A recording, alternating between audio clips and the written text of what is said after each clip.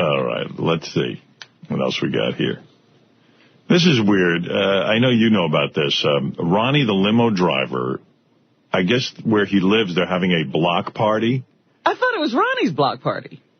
I don't know what it is, but he invited everyone here to the block party with one of those flyers. Yes.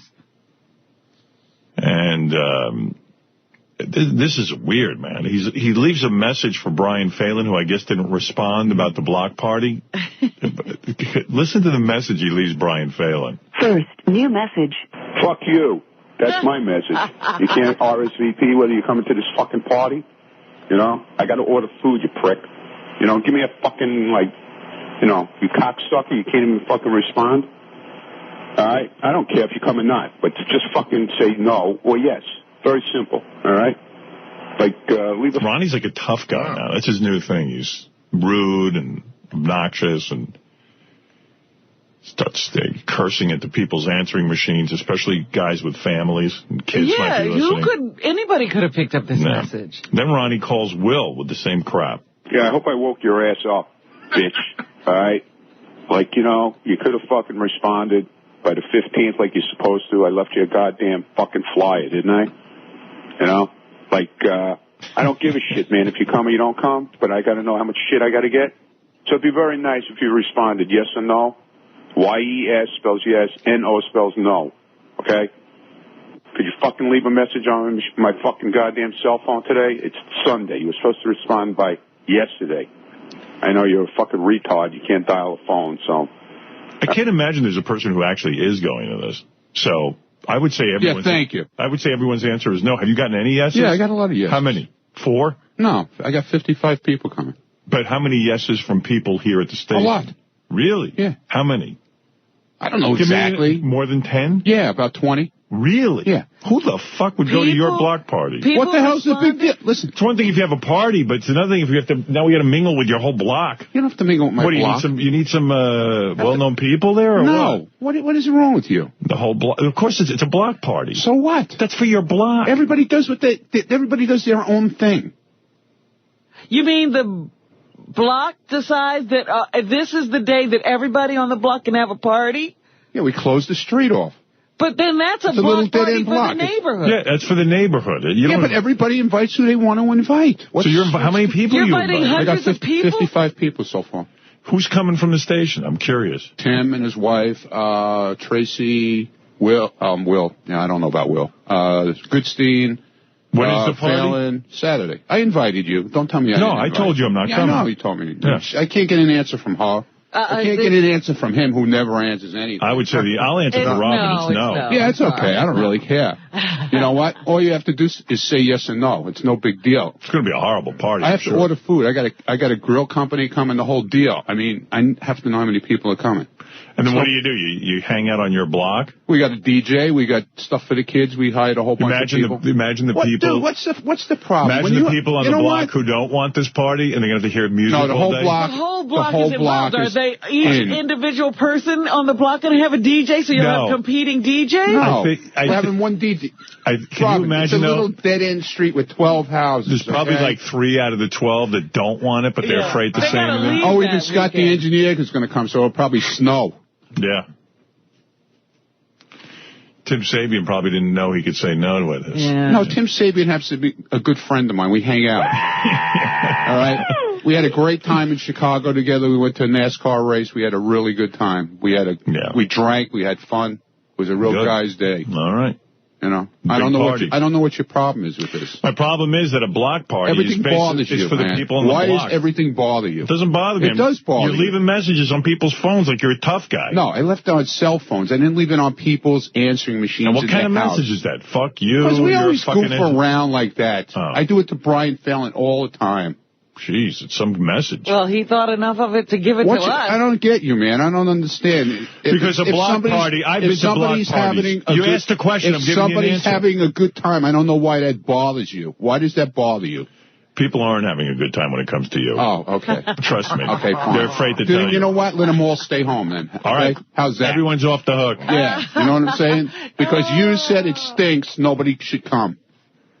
The block party. First of all, block parties for the block. Yeah, I don't understand how you have 55 additional people coming into your block when everybody else is inviting people too. When you have a block party, okay, you invite whoever you want to invite. And you're the coordinator? No. In other words, you're the one ordering all the food? No, just from my house. Oh, what do you mean? You go to different people's homes? Everybody does their own thing. They invite their own guests. They get their own food. The only thing who is communal? The only thing we chip in for is the entertainment stuff. The DJ. Like the DJ, the clowns for the kids, all that kind of crap. So let me understand something. Go ahead. At the block party. If I was to come, I would hang out by your space. By my house. By your house. Right. And eat your food. Right. And then, maybe drink my booze. But you could dance to the music because everybody paid for that. You could dance with the other people. What is your problem, man? So when you eat, where do you eat? Do you eat in your house or in front of your house? Outside. I got tables. I ordered tables and chairs. I rented stuff, the whole deal. Now, do other people from your block who aren't invited to your particular house, do they walk in and start to eat at your house? No, they do their own thing. They do their own thing. So then how is that a block party? Yeah, I thought the whole block eats together. Well, that's not the way we do it. Wow. That's awfully weird. Yeah, it's a day where everybody decides to have a party at the same time, but not together. But everybody mingles. I mean, so you're going to go back and forth to other people's houses, Everybody's going to be loaded, jumping around, having a good time. You're going to go back and forth to other people's homes. Like, you'll go over to your neighbor's house and say hi. Yeah, I go from here to there. I mean, everybody's right there. Yeah. And they can drink your booze, and you can drink their booze. Yeah, but I don't understand in other words... No, everybody's not going to be drinking my booze. Your neighbor's going to drink their own booze. No, your neighbor's going to come over and then you're going to go, hey, you want a drink over here? Yeah, fine. It's no problem. They can do that. Yeah. I got a bartender. I got the whole deal. Wow, sounds like fun. Yeah. Yeah. What's the big deal? So if I have to go to the bathroom, I go at your house. Right. You don't go to my neighbor's house. Right. But I'm sure if you wanted to go into anybody's house, they would let you in. Right. That's wild. That's a wild party. Yeah, I still can't get the grasp of it. What, you never went to a block party before? To me, a party is everyone chips in and you all eat together. Right. How can everybody eat together? That's how the block party is. You close off the block. Yeah, right. Yeah, but you make big sandwiches. People don't want to spend that kind of money, or everybody doesn't want to spend that. So they do their own thing. They bring out their barbecues. They barbecue for their guests. How much do you have to chip in for the entertainment? It was $100 a house. $100 a house. Right. 12 houses. Right. Okay. What the hell's the big deal? You never heard of a block party before? Did any house say no? Yeah, we got one that said no. Yeah. And now you all hate him. So that poor house. Exactly. Right. And we were the first one we asked him, and he said, what was the date? And I told him the date, and he goes, yeah, okay, no problem. So when we go to collect the money, he goes, no. I'm not going to be around that day. I go, okay, fine. Mm-hmm. No. We'll just, we'll party without you. Okay, you see? We don't need you. All right, there you go. All right. You wanted to talk to me about some other thing with, you got to hear that. Yeah, I'll bring it up. What is this? Ronnie said, Ronnie went down to NASCAR with Tim. And he says to me the other day, he goes, it is unbelievable what's happened to this guy, Tony Stewart, since he shook Scott the engineer's hand. And he put his picture up in the Black Cloud Diner. Yeah. He has his picture up in there. Oh, so Tony Stewart came up to Sirius.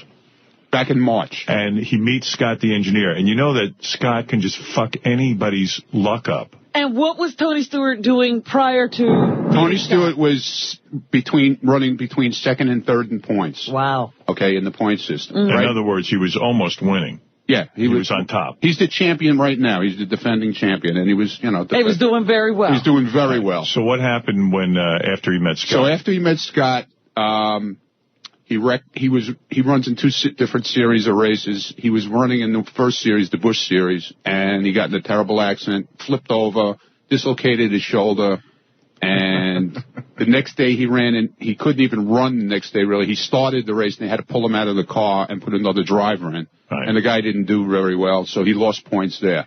After that, when we went to see the race in Chicago, the last lap he ran out of gas. He was running third. He wound up finishing 32nd. This past week in New Hampshire, he was just about lapping the whole field, and this guy just takes him out and wrecked him. He finished 38th. Now he's 12th in points, 11th or 12th in points. Yeah, he's out of the top 10. He's out of the top 10. Right now he's out of competition. All for meeting Scott the engineer. Scott the engineer. So 2 days ago, there was another guy up here. Carl Edwards is another big-time driver. And I see Scott out in the hall talking to him. So I go over to the guy and I go, listen, I said, too late. Not for nothing. I said, but you see what's happened to Tony since he's met Scott. And the guy goes, what happened? So I start telling him everything. And the guy, he was taken back by it.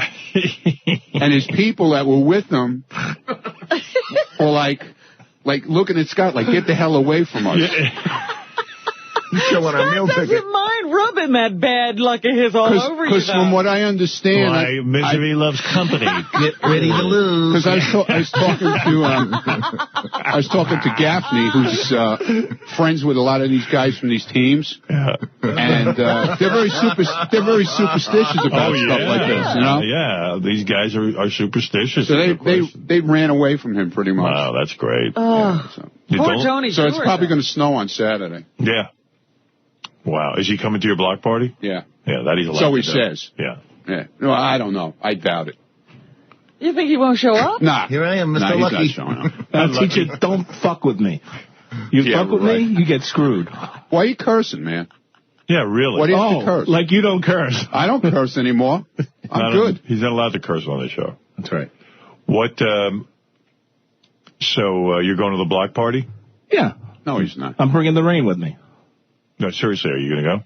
Yeah. If you tell Ronnie you're going, are you going or you're not? I'm going. I'm definitely going. You heard him. He has to order food. There's no doubt I'm going. All right. And your wife's going to let you go?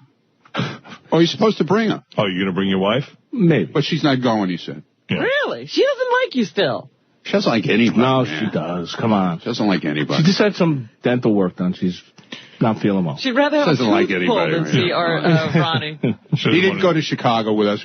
He organized the whole thing, and then He didn't organize. he didn't go.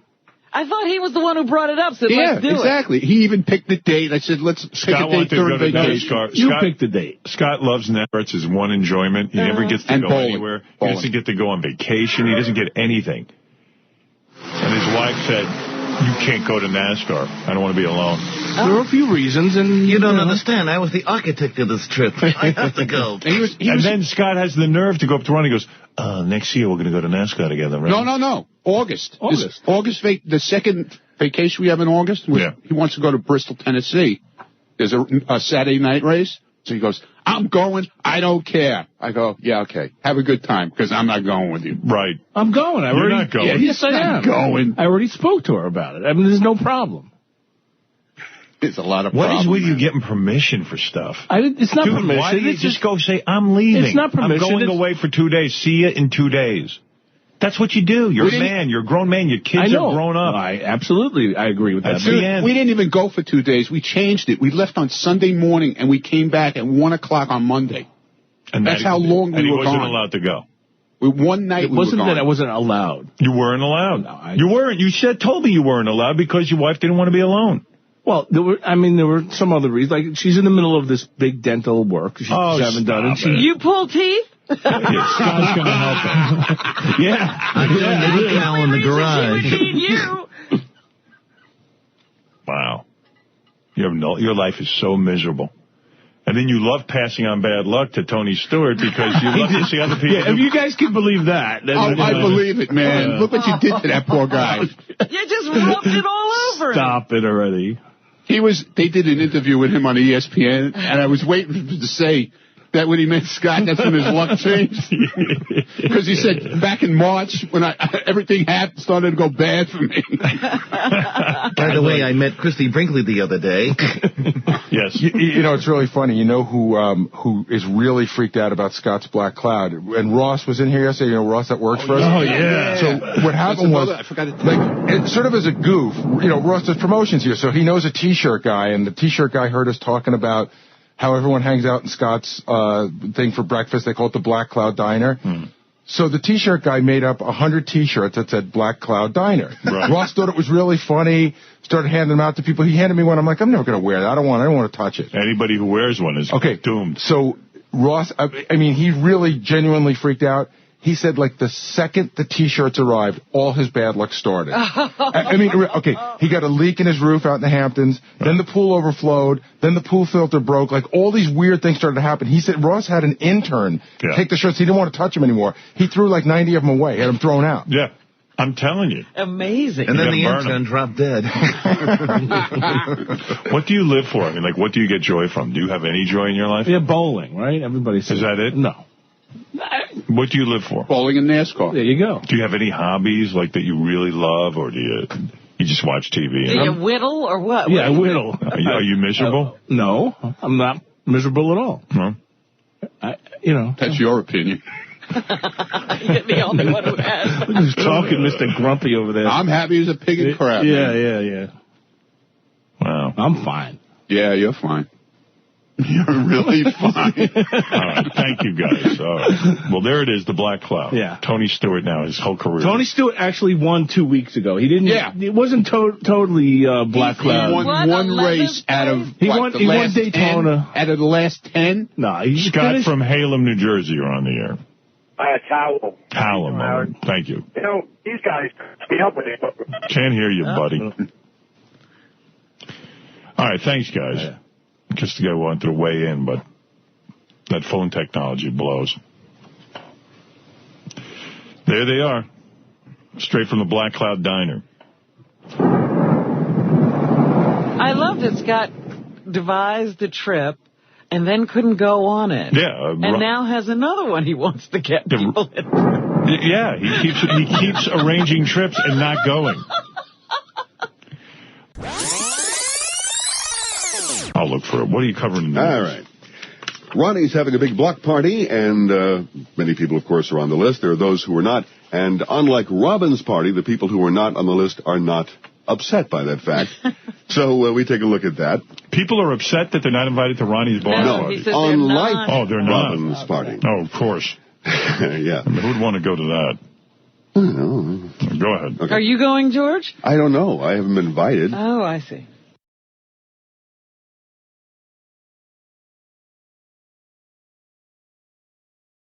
Well, Dave, we wish you good luck with that relationship. And I'm going to need it. Thank you. I appreciate it. Not a problem. This show will save you, I'm sure. Thank you. Good luck with everything. And if you were going to be in town this weekend, maybe you'd be invited to the party that's coming up today. You made a few jokes about it, actually. Ronnie's having a block party this weekend, and if you missed that, Howard had some thoughts on what the block party could be like. Well, it's Sunday. You were supposed to respond by yesterday. I know you're a fucking retard. You can't dial a phone, so. I can't imagine there's a person who actually is going to this. So I would say everyone's. Yeah, thank you. I would say everyone's answer is no. Have you gotten any yeses? Yeah, I got a lot of yeses. How many? 4? No, I got 55 people coming. But how many yeses from people here at the station? A lot. Really? Yeah. How many? I don't know exactly. More than 10? Yeah, about 20. Really? Yeah. Who the fuck would go to your block party? What the hell's the big deal? Listen. It's one thing if you have a party, but it's another thing if you have to, now we got to mingle with your whole block. I got him having a garage sale this weekend. Yeah. The block party. Well, first of all, Brian Phelan also joined us. You and Will and some other people got some surprising messages, I guess, because you didn't RSVP. Yeah, I didn't know the date of the RSVP, so I got a phone call on Sunday morning, very angry. Ronnie. Yeah, I didn't even know who it was at first. I'm like, who the fuck is this guy yelling at me on my voicemail? And when you hear that, do you think Ronnie's just, doing shtick and being Ronnie, or is there something behind that, like anger? Like, is he really pissed that you haven't RSVP'd yet? He's mildly annoyed, but then he plays it up. Yeah, but he's But here's a weird thing too. Whenever anybody in the show throws a party, like I threw a party a couple of Memorial Days ago, and Ryan's having a party. This used to go on with Stuttering John all the time. If you weren't going to Stuttering John's party, that must have meant you hated him. Do you know what I mean? Like, he would take it very personally. So I think on a level of, on a much lighter level, Ronnie takes it as a validation of whether you're a friend of his or not if you're going to go. Well, I told Ronnie I wasn't going because I have a family thing during the day that day. And he was cool. He was like, all right, I just wanted an answer. That's it. Right. Like, all I wanted was an answer. Like, I told him I wasn't going, but now I actually might stop. I may be going to Long Island that night. I might stop by on the way. He said it's okay to bring my dog. Now, the block party. I mean, have you guys been to a block party? Okay. Yes. Can you explain what's going on to those who don't understand? Okay. This is my interpretation of a block party. Either it's on a dead end or you close off both sides of the street. You got a Right. permit, you close off both sides of the street. Everybody puts tables and chairs in the street. As You know what I mean? opposed to the backyard, right? Everybody, you put them in the street, and everybody doesn't necessarily have to party together, but usually at a block party, everybody wheels out their grills, and everybody grills what they want for their different group of people, and everybody chips in. Like Ronnie said, they got a DJ and clowns for the kids and all that stuff, but it's physically on the block. Right, the street gets closed off. The kids could ride up and down the street on their bikes, and they got water sports, egg toss, all that stuff.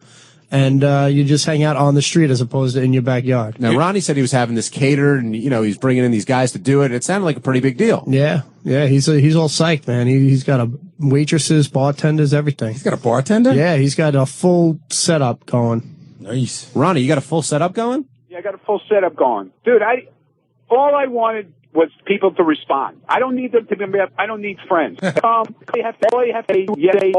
I wanted was a yes or no. I'm saying yes, Ronnie. They don't have to be my friend. I mean, but Brian is always calling me with different things, and, I thought he would respond. Believe it or not, the first one to RSVP was Artie. And what did he say? He said, I know you're not going to believe me, and I know you hate me. You think I hate you and all this bullshit, but I have to be in Vegas that weekend, and thanks for the invite, and I'm sorry I can't make it. But I knew he was going to be in Vegas anyway, so I know he's not lying. Can I tell you something, though? When especially with this show, you're right. If you were RSVPing to a regular party, you'd call or whatever. But with this show, like, I remember I got the invitation before I went, and I probably figured I would have seen you Monday morning and told you one way or another. Yeah, right. That's okay. But I had to chase people around the hall, and I'm trying to order food from this catering guy. I got to get an approximate idea how many people are coming. And I don't know what Howard's problem is. I mean, when he hears somebody's going to have a good time, right away it's no good. Well, I think he found out that Gwyneth Paltrow wasn't going to be at the block party. Oh, is that what it was? Oh, I'm sorry. Now, Ronnie, I think you were listening before. Gary said John used to get really offended if you didn't come to the party. Do you feel, does part of you feel like it's a fuck you to you, or do you understand and you just move on? No, I understand and move on. Like I said, nobody's my friend. Nobody likes me. I know that. Oh, come on. But that's okay. Ronnie. I'm not crying. See, I don't care. Ronnie, is anyone from On Air coming to the party? From On Air? Yeah. No. Except for Gary, maybe. Ouch. Hey, any scores? But girls? Hey, Will, if you had a friggin' party, do you think any on-air people would show up? Man, I wouldn't want them to come anyway. Shut the fuck up, okay? Ronnie, any scores, girls, for waitresses or bartenders? Well, I could have had that, but I didn't think it would be a good idea with all the wives there, so I decided against it. But Bonnie would be cool with that. Yeah, I already, because this bartender guy that I got, if he wasn't available, I was going to get one of the bartender girls from Scores. Is Lonnie invited? Yeah, yes. And Lonnie doesn't leave Manhattan, so he can't find his way out of the city. So You know what the problem with Lonnie doesn't wear white after Memorial Day. Not only that, the sun will be up, so he can't come out. for those, he only comes out after the sun goes down. Now, for those who are coming, I guess who are off air, what can they expect at the block party? A drunken Ronnie running around. Expect plenty of food, good food. A lot of fun for the kids. Anybody who's bringing their kids is going to have a great time. We're going to have a ride for the kids. We're going to have a clown that's doing a magician show or whatever. We got a cartoon character. We got cotton candy machines. What else? They're going to do tattoos on the kids. Ronnie, will you be giving tours of your NASCAR basement? We're going to have a DJ for like 5-6 hours with a dancer girl getting people going. Ronnie, but is it like the way I described it? Everybody brings their table and chairs out to the street part, right? Exactly. Right, okay. You described it exactly right. What if it rains? It's not going to rain unless it shows up. It'll probably snow. All right, we got a couple calls actually, Ronnie. Hold on. Ryan in Vermont, you're on the wrap-up show. Yeah, hi. Huge fan, guys. Thank you. Ronnie, they give you a lot of shit, man, but I think you're fucking awesome. Thanks, man. And the way that Howard and Robin were, kind of goofing on the party is fucking bullshit, That's because it's not their party, you know what I'm saying? Right, and, it's summer, you're just out trying to have a good time, Yeah, go out. When Robin and had they're her like, party... no, I'm not going to that, it's like... Yeah.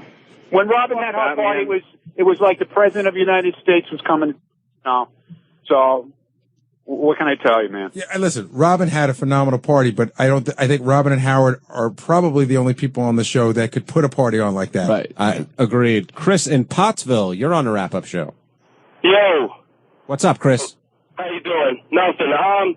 Just want to know, why is it that, why does everybody think that they're too good to go to these parties? Everybody's always, But why do you say that? Why do you think, like, except for Howard and Robin breaking Ronnie's balls, who do you thinks they're too good to go?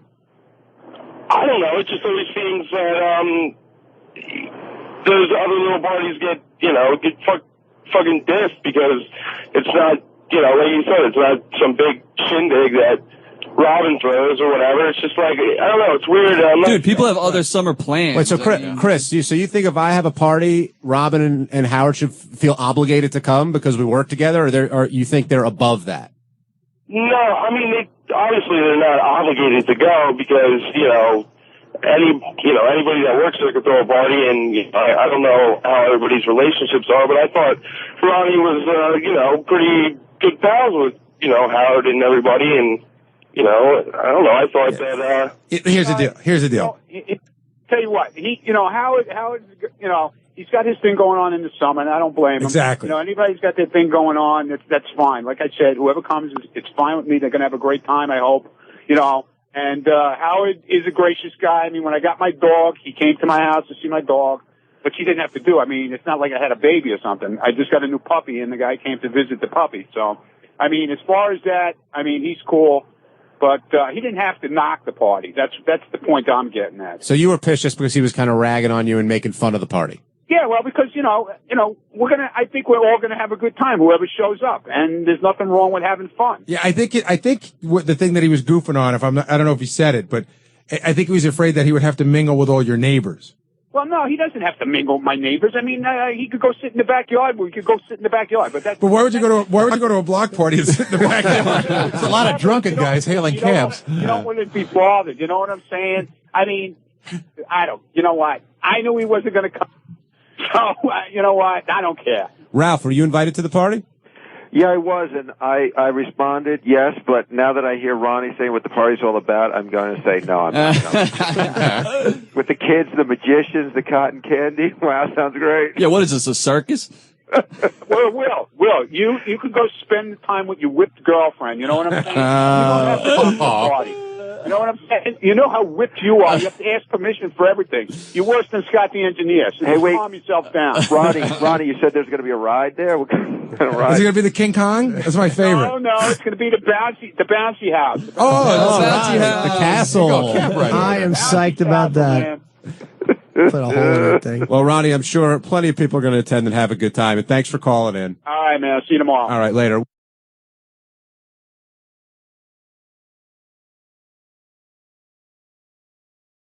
So what are you guys covering in the Howard 100 newsroom? So funny. Apparently there's some controversy swelling and swirling around the block party that Ronnie the limo driver is having this weekend. He apparently told our Penny Crone that everyone was invited to his block party, including the Howard 100 News Department. But apparently that's not the case, that only 2 news reporters were initially invited. I just spoke to Ronnie, and he said, no, there's just a lot of controversy. Like, Ronnie has one story, Penny has another story. Does anybody really want to go to Ronnie's block party for Apparently real? the news department wants to go anywhere they're not invited. All right. I mean, I can't imagine a worse afternoon than going to Ronnie's block and going to a block party for his block. They explained it more on the wrap-up show yesterday, and it sounded worse. Yeah. Like, what a horrible concept. Everybody's going to put tables in the street. Yeah, that's what it's all about. It's a party for the block where they get to know each other, all the people on the block. He's inviting people from work. And we were saying, I was in my car listening to this, and I said, and then Ronnie said, well, Howard could come, and if he doesn't want to mingle with the people, he could sit in the backyard. Oh, that'll be fun. I'll go sit in Ronnie's backyard. Could you drop this? So I can get some free deli. Dude, I don't care if anybody comes. Give it a rest, huh? Fuck you. What's your problem? I don't want to drop it. What is I want to talk about your block party. Because it's not your party. I didn't say because nobody's going to have a good time. When you go to it's a piece of shit party because it's not yours or hers. You know, it's not a big deal. Huzz. You know what I'm saying? Whoever's going to come, if they have a good time, fine. If they don't, that's also fine. Do you understand what I'm saying? No, I don't understand what you're saying. So if you stop talking for a minute, you'll understand. No, I don't want to stop talking because Gary explained the whole thing of a block party yesterday on the wrap-up show. You understand what a block party is? Yeah, I do. That's where people on the block hang out with each other and get to know one another. No, they invite whoever they feel like inviting. Yeah, but you're inviting almost 100 people or something. No, I invited 50 people, 55 people. What's the big deal? That's a whole block. Why is it Well, are you going to get on my case, too? No, that's a lot of people. That's as many people that live on the block. All right. Go ahead. Yeah, really. Go ahead. Who cares? Yeah, who cares? Really. Right. You can come and sit in the backyard. Yeah, no, he doesn't have to. So if I come, I can sit in the backyard? No, you don't have to come. You don't want to come. That'll be fun. Why don't you just say you don't want to come? That was the funniest thing I heard yesterday. I've said it yesterday. Good. I don't want to come. Good. I'm not coming. I'm glad. I don't want to go to your party. I know you don't. You don't want to go some lawn chair with Ronnie in his backyard. And his neighbors who I don't know. Excuse me, I don't have a house in the Hamptons. I'm sorry, or South Jersey. I'm very sorry. That's not the point. If you're going to have a party, invite people to your home, not to sit and hang out with your block. What's the big deal? They don't have to hang out with my block. But you're going to be hanging out with your block. Again, he kept saying, no, I have my own stuff. I said, yeah, but if they said if your neighbor listen, Robin, walks when we across came the street, when we came to your party, we hung out with your block also. Everybody was there, okay? The only people who were there were the people I invited. No, they were all hanging outside your house like it was a block you party. were supposed to be inside the house. That's the point. But he said that if somebody walked over, of course he would offer them a drink. So, yeah, the whole block is going to be sort of mingling, and then a bunch of which is fun. A bunch of serious people will be in the middle of it. Oh my God, that's so terrible. It's not terrible. It's not terrible. It's just not a party for us. It's a party for your block. No, it's a party for everybody. That's everyone on your block you don't understand. To meet us. No, that's not true. What are you talking about? Is there a DJ where everyone on the block chipped in? Yeah. Okay. And so what do you mean? Every house invited Charlie Brown and whoever else they felt like inviting. All right, great. I can imagine. So it's going to be like that street festival where nobody can move. Ronnie's horrible party. Yeah, good. Don't anybody come. I don't give a crap. All right, go ahead. What else is in the news? And whoever told her that I invited the whole news department, she's off her rocker also. Who? Penny Crone. She's a psychopath. She's a total psychopath. Why? What happened? Here's what happened. You want to hear the story? Yeah. You know her. She's whacked. Right. So she comes to me yesterday. She hears about this block party thing. And she goes, was anybody from the news department invited? I go, Lisa G. and Shuley. So she goes, what about me? How come I wasn't invited? I go, first of all, when I handed out the things, you weren't here. You were away on vacation. You were moving for 3 weeks or whatever. Right. So I said, if you want to come by, it's fine. It's a block party. Be my guest. So she goes and tells the whole news department now that they were invited.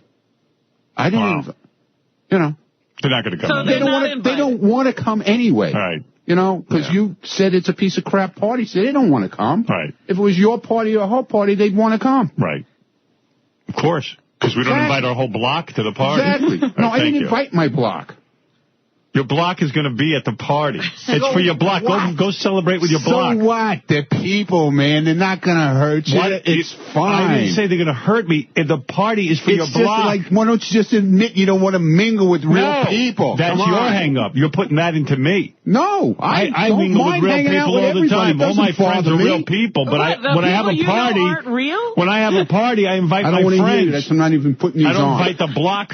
It's two different worlds. So what? What's the problem with that? Just get the fuck out of here. You're insane. It bothers you. Okay.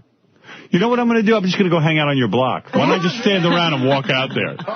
Any day. Sit in his backyard. Yeah, I'm going to go sit in Ronnie's backyard when the block is partying. Ronnie from the block. Ronnie from the block. Who needs J-Lo? Come on, get out of here. I'm getting out. Don't worry.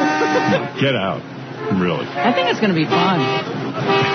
Well, you'll tell us. Yeah, I will. Let us know. Don't say it'll be fun. That's like a bad omen here. Don't say anything will be fun. And why do you think it'll be fun? Because it's people, it's neighbors. I like those kind of things. Good. Okay. Good. All right. Lisa knows what's fun. Did he leave or is he I can't imagine what fun she imagines. All right, go ahead. I'm sorry. I don't even want to slow the show down with this. I got so much stuff to get through.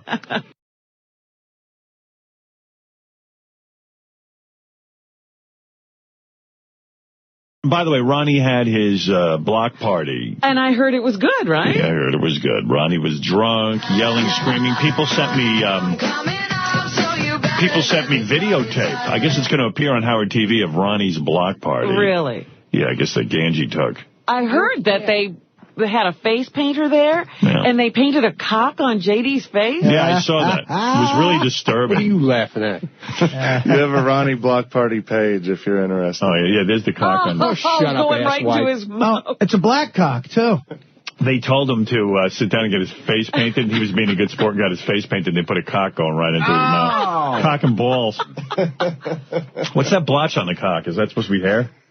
I think so, yeah. The face painter wasn't that talented, actually. Yeah, because it hardly looks like a cock. I could paint a better cock than that. Oh, my goodness. Look at what they did to him. He looks better, actually. Gave him a Hitler mustache. You know he looks better with a cock in his mouth? And I also spoke with Bonnie Mund. Yeah. She's really pissed off at somebody in this room. Who?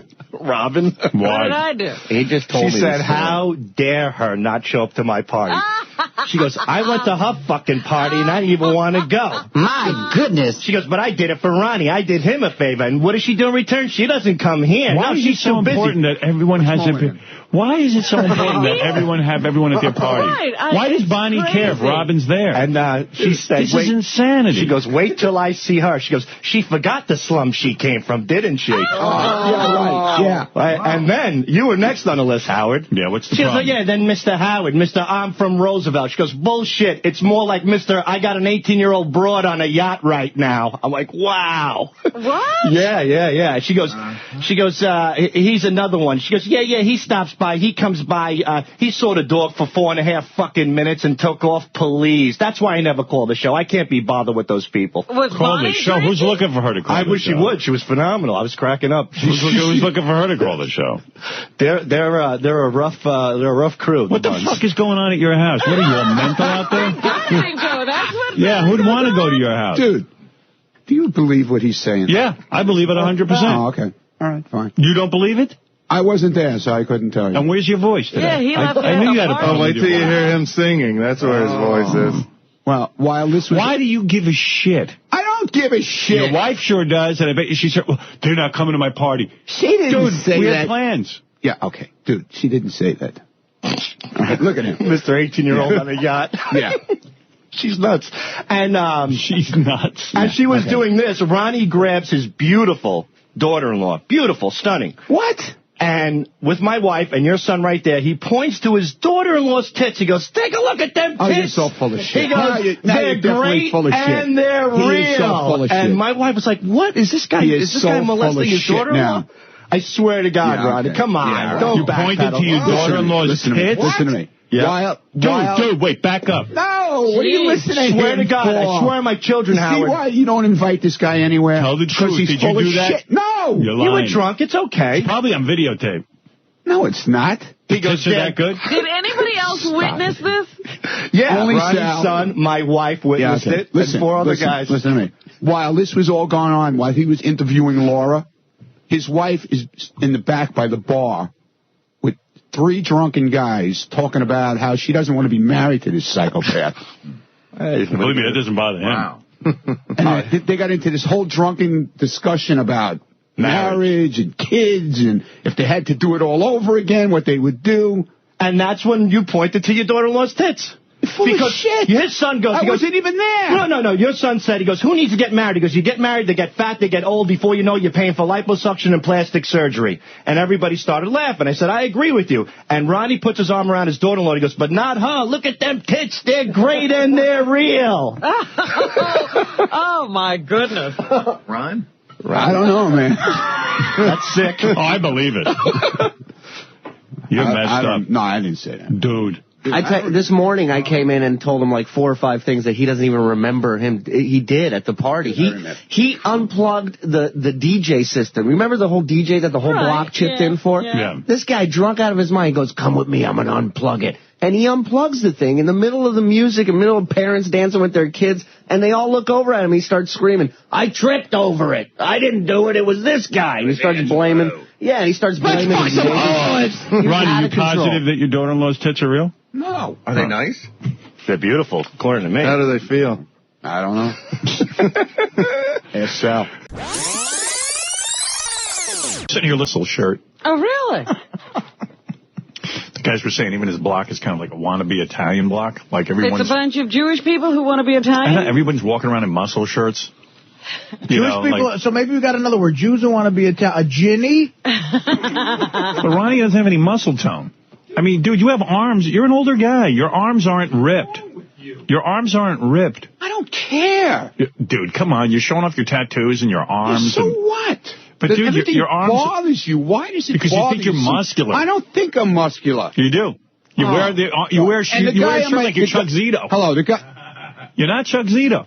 Hate to break it, man. I'm not trying to be Chuck Zito. Just telling you, man. I'm trying to help you out. No, everything bothers you, Doesn't bother me. That's what people are telling me. I'm telling you, that's what people told me. He wasn't there. Yeah, I wasn't there, so how do you think I'm learning all this? Dude, what is the big deal? The whole block was cut off shirts and like you. Yeah, my whole block is not Jewish. You don't even know what you're talking about. I'm the only Jew on the goddamn block. It's the so what's your problem, man? I don't get you.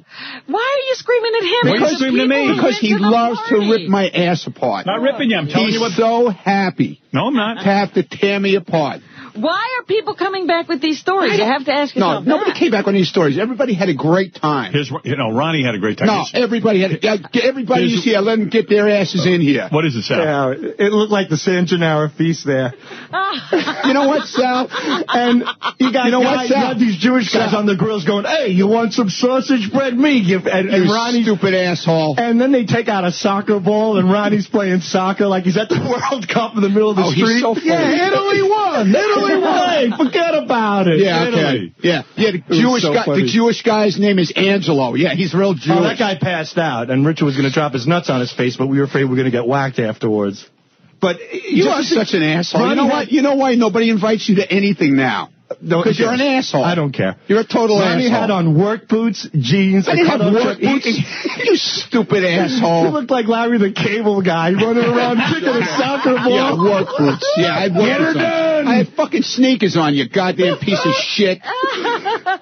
He wants to be Italian so bad. Yeah, okay. There was a great move he did with the caterer at the end of the day when he was done and he had to pay him. Ronnie puts his hand on his shoulder. When he goes to pay him, he goes, "Take a walk with me." He goes, Surely, take a walk. I'm not going to stand there in the middle of the street, pay the guy. I took him into my kitchen and paid him. What's that? Take a walk with You're me. another one. You see, everybody. Oh, I had He's such Don a great Corleone. He is. Yeah. Take a walk. I got a proposition for you. Ronnie Corleone. How would you know you wouldn't fucking come to the party anyway? And he's playing soccer. He's not coordinating. I wasn't playing soccer. You should have. We were just kicking a ball. All these Italian kids and now everybody's Italian. The sausage is cooking. 2 minutes ago they were Jewish. And Ronnie's in the middle playing bastard. soccer with his jeans on going, yeah, no wonder your wife... Hey, Kazadij, what's going on? No wonder your wife hates your guts.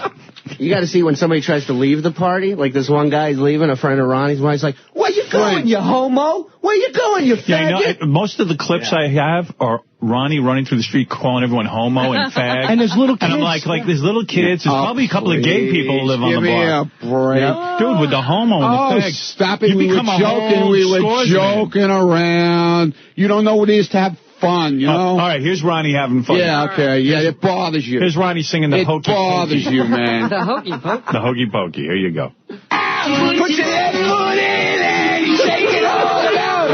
You do the hopey copey, hopey copey. That's what it's all about. Oh. You put your whole self out. It's the Ronnie show. Drunken Ronnie takes over. The whole block's moving out. Here's Ronnie singing The Wanderer, which, there he is. There he is showing off his muscles and his arms. Dude, look at that picture of you. Your arms are flabby, dude. Put on a regular shirt. You're not. Shit, man. He's Bubba the Love Sponge. Yeah, Bubba the Love Sponge. Yeah, okay. Look at you. Dude, look at you. Not even look at yourself. It's a cut-off T-shirt. Looks like my grandpa so what's with the tattoos. big deal? What is the big deal? Grandpa's playing soccer. Shut up, moron. With a sausage and peppers in his hand. What is it, Halloween? Yeah, it's Halloween. Yeah, it's Halloween. I see all the guys who had a great time and told me what a great time they had. I see them all running in here now because they're afraid to say they had a good time to the master behind the board over there. Hey, I'm Italian. It was a great time. Don't get me wrong. But you know what's funny? You don't have to try to be anything because it's like Fuck you. The guy that I play on Entourage, his name is Scott Siegel. That's the guy's name. I'm playing a Jewish guy. And I said to the guy, is that a problem? He said, it's all the same thing. Italian, Jewish, Scott Siegel, Artie, from New York. It's all the same stuff. You don't have to try to be anything, Ron. Just be yourself. Dude. Yeah, Ronnie, with that cutoff shirt, that scorpion looks really intimidating on your chubby arm. Should have stung you. Where's his motorcycle? Up my ass. Look at that picture. That's my favorite picture. I'm going to carry that. What do you want, sir? Ronnie's funny because every time somebody'd show up, he'd go, hey, here's Scott the engineer. Like he was announcing everybody that would show up because he's like the king of the block. Yeah, I was announcing. Oh, and I went to one of John's old parties. I walked in and he went, the new Jackie! Ronnie gets a whole personality when he gets a few drinks in him. All right, here's Ronnie singing The Wanderer.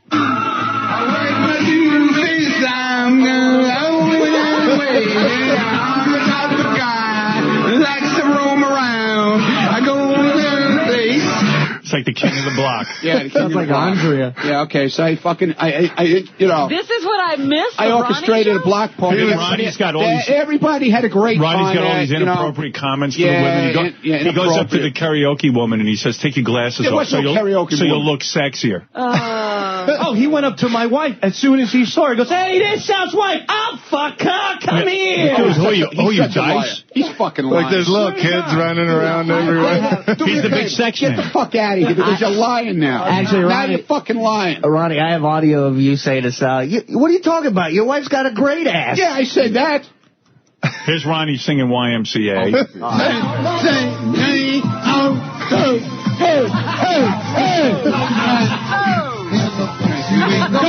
can't believe I missed it. Wait a minute. You didn't tell me it was a Ronnie concert. Yeah, that's what it is. And look at the songs he's Ronnie Fest. Run Around Sue. Dude, you got to learn some contemporary songs. This is what the guy was sang Cher.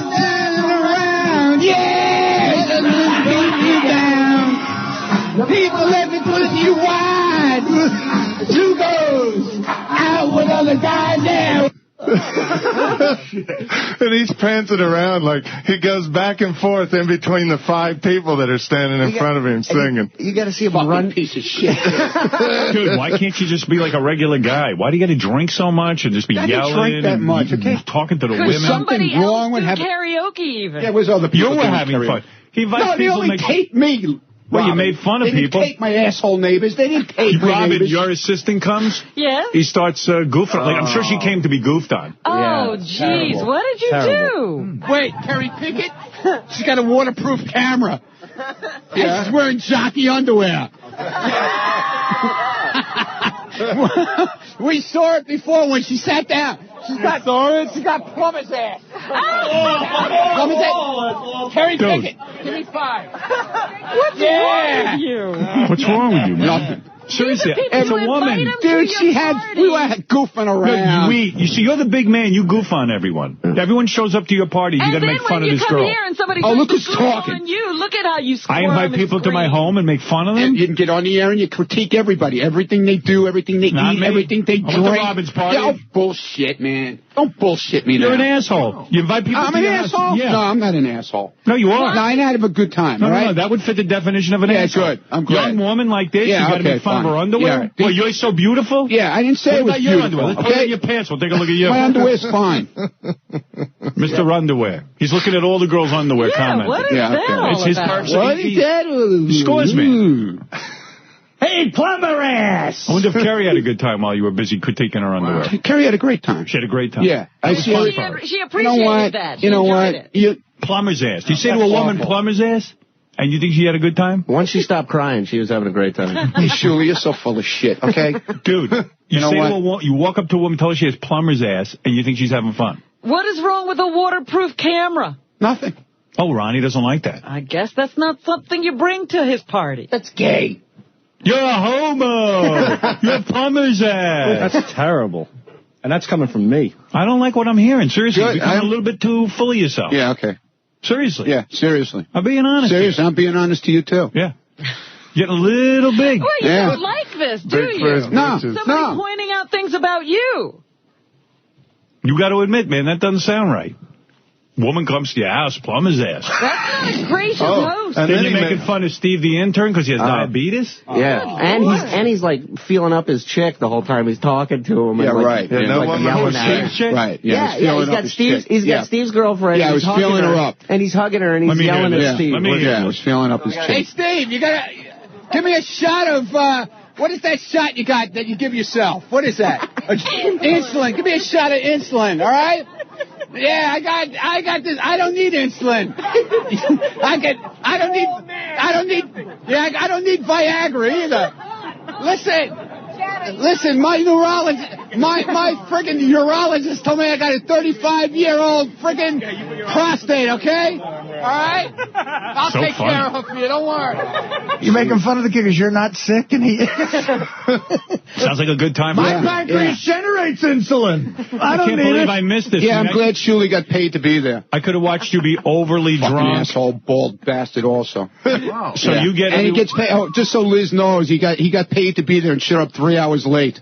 Yeah, and just happened to get this great audio. It's like Ronnie was roasting everybody that came to his I was party. roasting. Yeah, well, you know what? You won't have to worry about it. There you go. The roast master general. Yep, that's it. So it was a good time for you. No, it was a shit time. It was a shit time for everybody. Here's Ronnie goofing on me because I go to the Hamptons. Okay. It's like the Hamptons. No, this doesn't happen in the Hamptons. What's in the Hamptons? Boring, right? It's like, oh, let's sit down. Oh, hi. Would you like to see my Sharpay? I don't have my Sharpay with me today. I love Ronnie trying to be funny.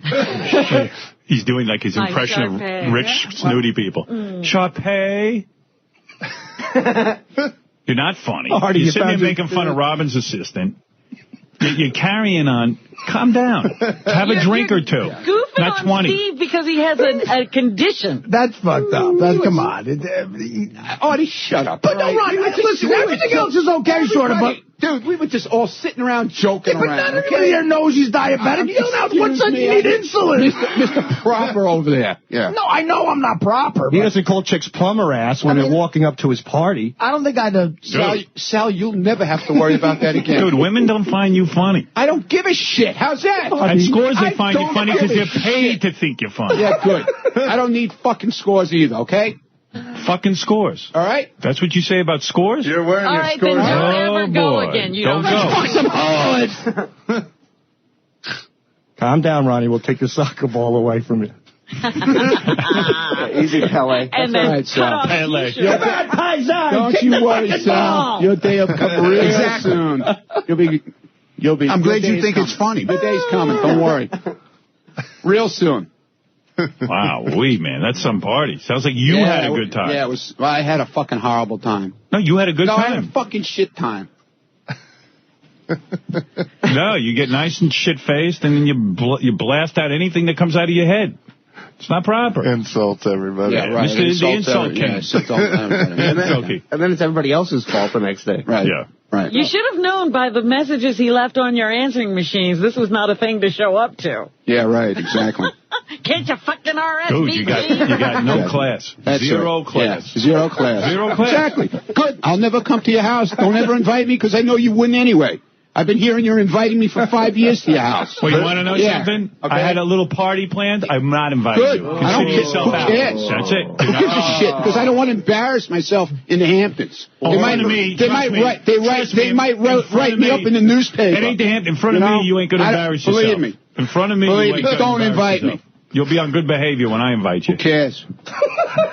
Bring your Sharpay. If you could get past the insults, though, the burgers were really good at Ronnie's party. The food was awesome. Yeah. You just had to run a gauntlet of insults before you could Yeah, if you could survive that. After Ronnie's done with you, then he feeds you.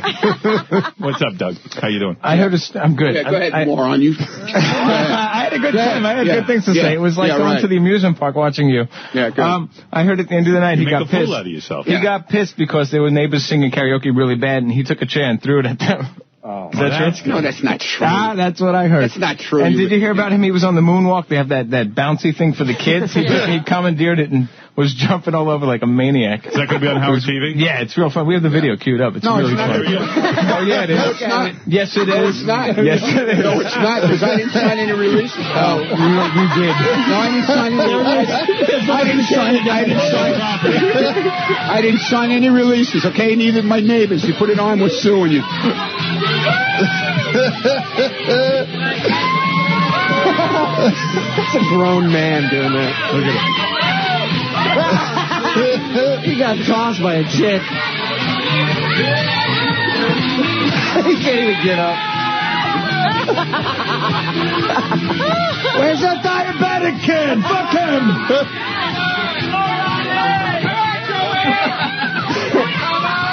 You can't go in there. Why not? No wonder you have no voice. Yelling and screaming like a lunatic. Yeah, I know. It's terrible. All right. It was just terrible. The worst day of my fucking life. What is that thing you were jumping up and down on? What was it? What is that? That's one of those bouncy It's for castles. children, right? It's for little kids. For little children. Yeah, right. Yeah, did it look like all little children that were in there with me? No, because you threw them out. Did you see little children in there with me? What's that bouncing thing called? The bounce house. Bouncy castle. The bouncy castle. So you know all the little kids don't want to go in there with some old man bouncing up and down. Well, he probably there's probably booze everywhere inside there. Screaming and alcohol. The scorpion tattoos going up and down. Well, until you see the tattoos in the beard, At least I can afford to throw a party like that. What is that, Shirley? I said until you see the tattoos in the beard, you just assume it's another kid in there jumping around. A kid with a 35-year-old prostate. And bifocals. You know you're All old. right, Sal.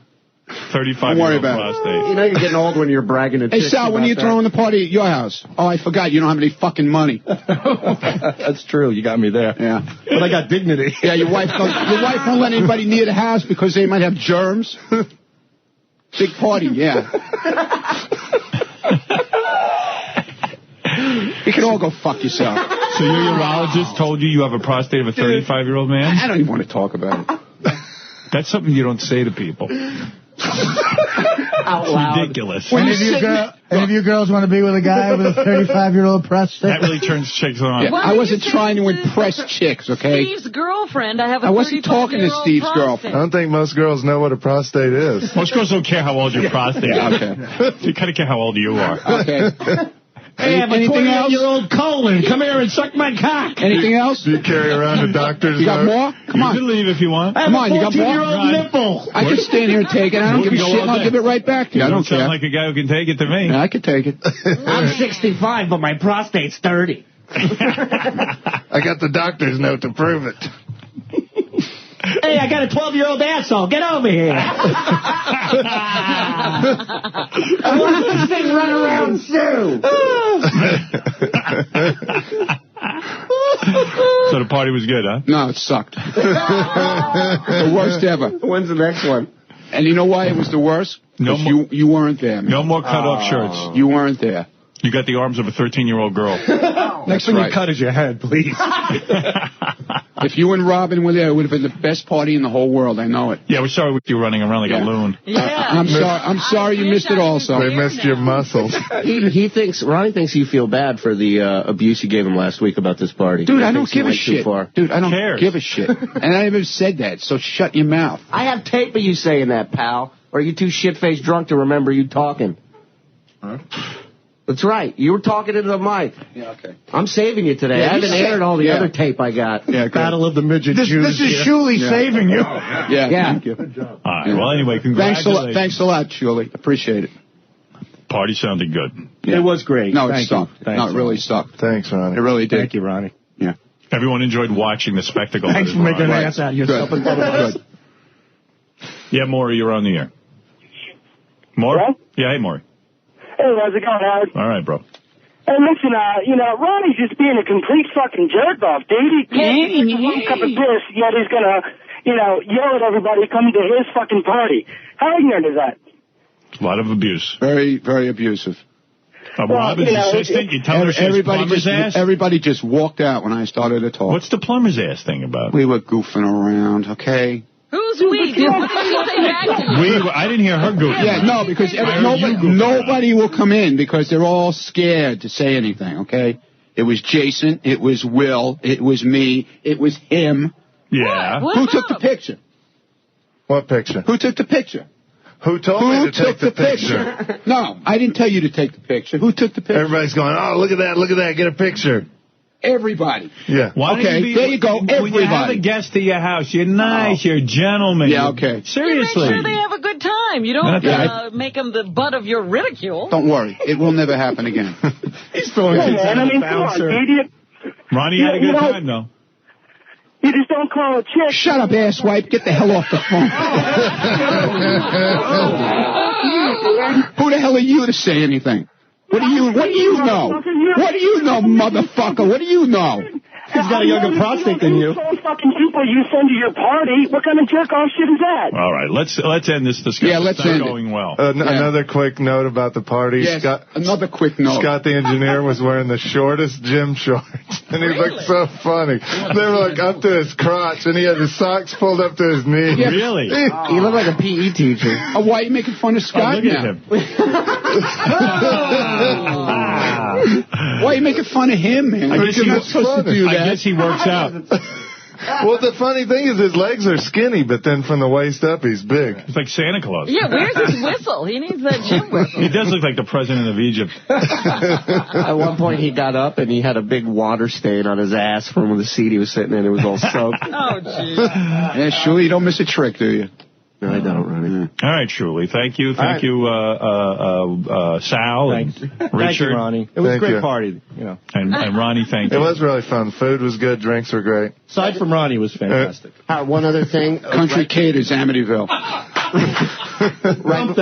Right before Doug and Marlo left, his wife, Sal came out and made like the most inappropriate comment.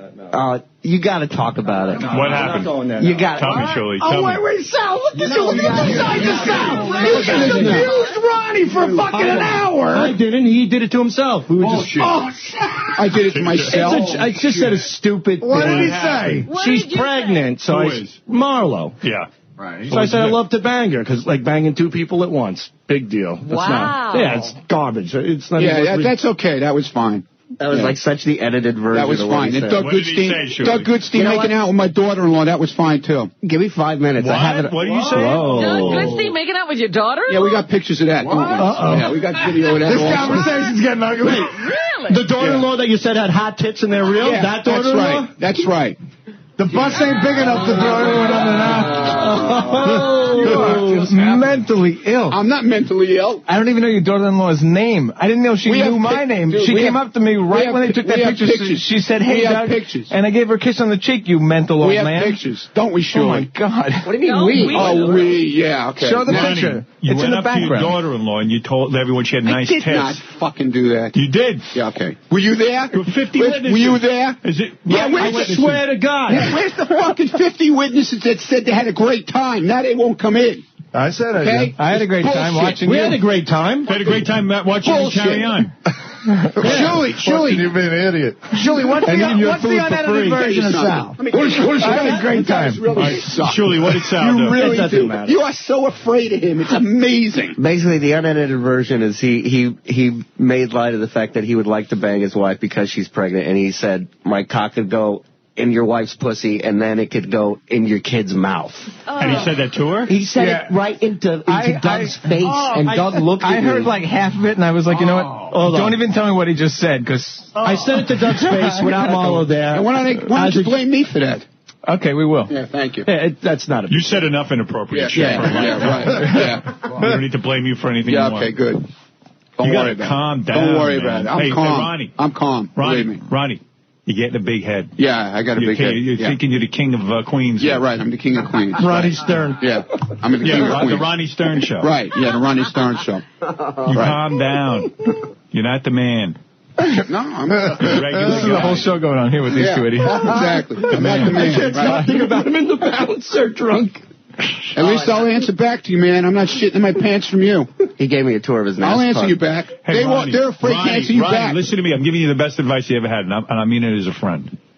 Oh, now you're my friend. Calm down. Oh, now you're my friend. You're getting out of control. I'm out of control. You're one of the people. You're not the king of all media. I didn't say I And was even king of I'm all. not. I didn't That's say I on was. the air. Off I the air, didn't you say. calm down. I didn't say I was king of all Women media. are around. You be respectful. Yeah, I'm respectful. I'll be respectful. You can't behave like you're at Scores when Right. you're on your block party.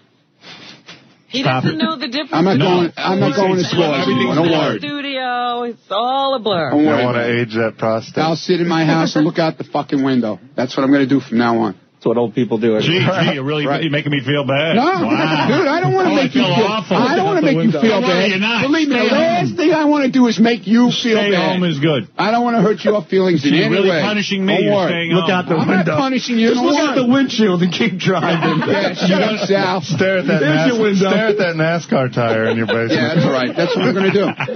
That's what I'm going to do, Sal. Hey, I heard you showed up with your girlfriend, Richard. Uh-huh. Yeah. I heard you have pet names for each other? Yeah. Yeah. What, do they walk around sweet-talking each other? Yeah. No, I mean, not to where, I guess people are eavesdropping, but I call her Snookum. She calls me body odor. What's her nickname for you? Stinky. Sport. What, Sport? Sport? Yeah. And what's your nickname for her? Coach. Coach. All right. You know, Coach is a guy. I don't know where the hell it comes from. We just started calling each other that. It's cute. Yeah, thanks. Ronnie's basement. Hey, what does Ben call you? What? What does Ben call you? Why? What's that supposed to mean? You know what it Are means. you trying to start some shit? Yeah, I want to start some shit. You know how to start shit. You came in here to try to start shit with me, so why can't I start shit with you? The ex-boyfriend. His girlfriend. Ex-boyfriend. Oh, right. Yeah. Yeah. Brian, you're on the air. Yeah, Christy Yeah. comes over. Oh, Brian's on the air. No, go ahead. You go, Okay. Brian. Christy did something pretty inappropriate. I'm sitting there with my kid on my knee, and he goes over to Will and pulls Will's pants down right in front of me and my kid. And Will's like sporting a 70s bush. I mean, it was unreal. I'm like, dude, what are you doing? And my kid's right here. What are you doing? I didn't know your kid was right there. No, you didn't see that kid on my lap with, Unaware. Everyone's unaware. That was fine. No idea. That was fine. It's not Well, fine. Only what I do. Only what I do is wrong, man. You create an atmosphere. Only what I do. I had a good time, Ronnie. Brian, you're on the air. Hey, Ronnie. By the way, Howard, hey now. Hey, now. Hey, Ronnie, why you got to be such an asshole? Shut up, moron. I'm not even putting on a headphone to listen. I don't really give a crap what you got to say. Everybody on that show fucks with everybody else, but when they fuck with you, you got to cry like a little baby. Wah! Get the fuck over it.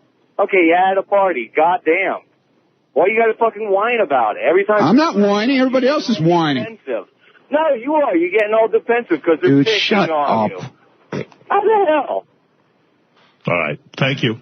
Thank you, Brian. All right. Ronnie's party causing some controversy. Thank you, Ronnie, and congratulations on your party. Thank you for everything. You're welcome. It was a great party, Ronnie. Thanks. Mr. Block Party. He's so pissed. He's moping out of here. He loves it. Please. What type of guy brags about a young prostate? I mean, it's inappropriate. Let's fuck some whores! Let's fuck some whores! Let's fuck some whores! Let's fuck some whores! Let's fuck some whores! Let's fuck some whores! Let's fuck some whores! Let's fuck some whores! You're on the air. Hello? Hello? I don't know what the name of the guy is on line 6. They took it off the computer. Hey, dude, you there? You there, dude? God, this guy's annoying. Is it Gary the retard? I want to get him back on the air so I can yell at him and hang up on him. Hello? Who is this? Steve? Whatever your name is? He's trying to take some calls, but I can't do it. Steve, you're on the air. Hello? Oh, hey, what's going on? Yeah, this is. Who did? Ronnie? I just love it when you fucking fuck on Ronnie. It's just so funny. I know. He reminds me of like every douchebag on my block. I just think Ronnie thinks he's a superstar. You know, we have him on the air now and stuff, and you know he's a big shot at scores. And now all of a sudden it's the new Ronnie. Gets drunk, and he's commenting on everyone. It's like he's doing a show out there. Yeah, even the yelling, Scott the engineer, when people are just supposed to come to the block party. I think he thought everybody wanted to hear him sing too. Like he was singing, like everybody was there to watch him sing. Put your left foot in there, you shake it all about. You do the hopey copey. That's what it's like crap. What an asshole. And he's sitting there singing and he's yelling out West Side scores on the mic, and there's like kids and parents walking around. He's just out of his mind. West Side scores. He's like, West Side. And he doesn't even understand, like, cool out with the strip club. You're around families. And then he turns it over to the other parents, and he goes and unplugs the whole goddamn thing from the wall. Because it's not him. It's not interesting anymore. Oh, and when he was singing Village People, he's like, all you homos, come on, sing along, yelling over the microphone. Oh, that's funny.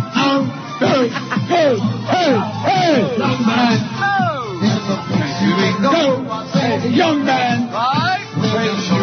Go, you young man.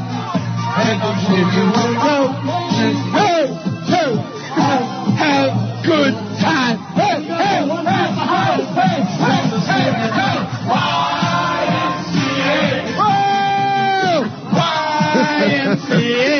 Nobody's going along to it. Nobody.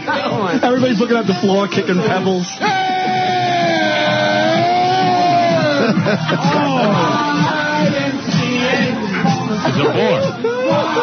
And he wonders why all the attention is, on him.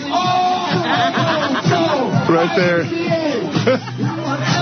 It's like a guy screaming, "Look at me." Yeah. Please, somebody. He's a star. Pay attention to me. He was the star of his block party. No shame. What side? What side? That's his little joke to the guys. West side. Big party. Did it share? In the west side. Yeah.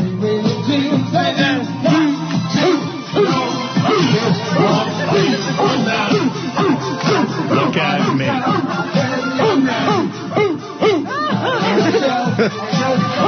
He's Arsenio now. Arsenio. The dog pound. Ronnie's dog pound.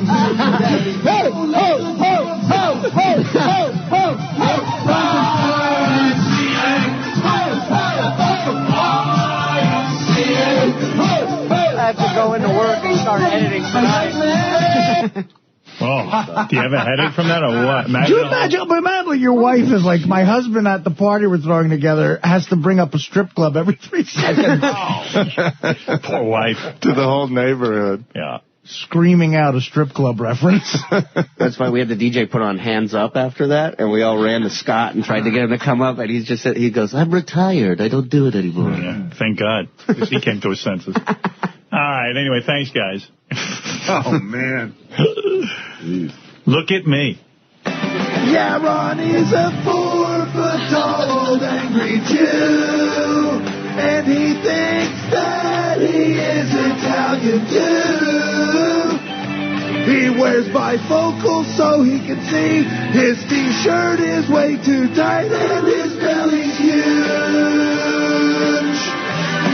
Yeah, Ronnie's a 4-foot-tall old angry Jew.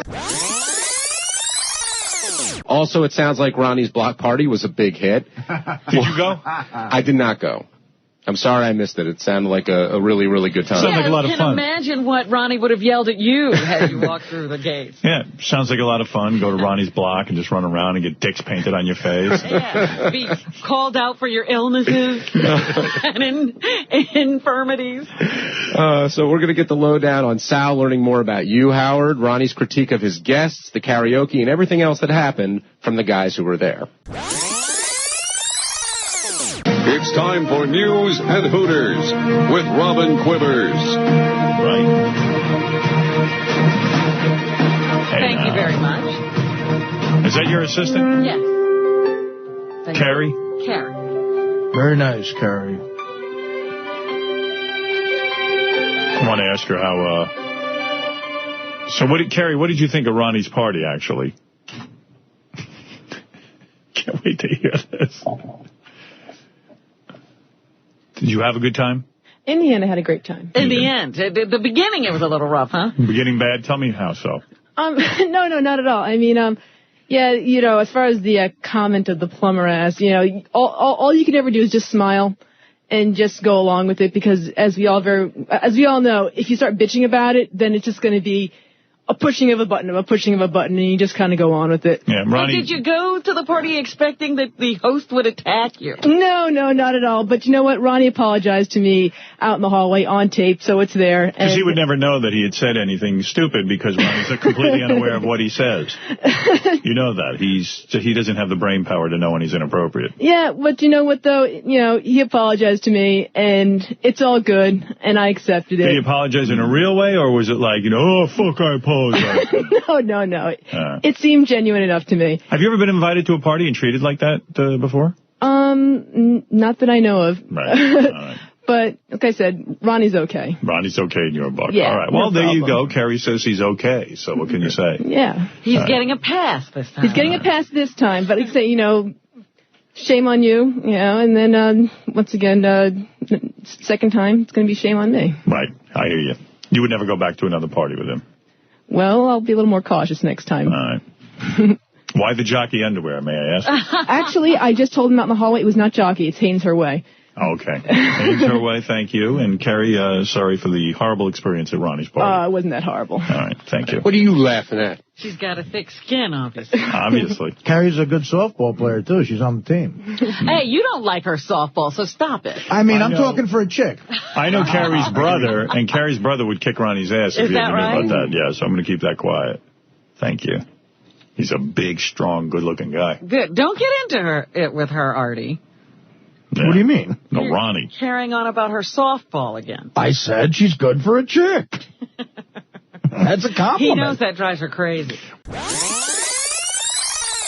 How long has it been since Ronnie's become a fucking train wreck? I mean, is this just like a satellite thing? Because, I mean, he really wasn't, unless I missed it, he wasn't like that on K-Rock. But all of a sudden now he's turned into, I don't know, I usually compare people to a drunken Ronnie, so he's become Ronnie. When did you get serious? Did you just get it?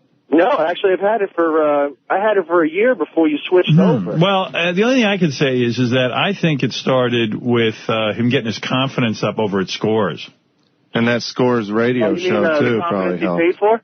Well, I just think like he goes over there and the girls have to be nice to him. And then he got all his confidence and, and...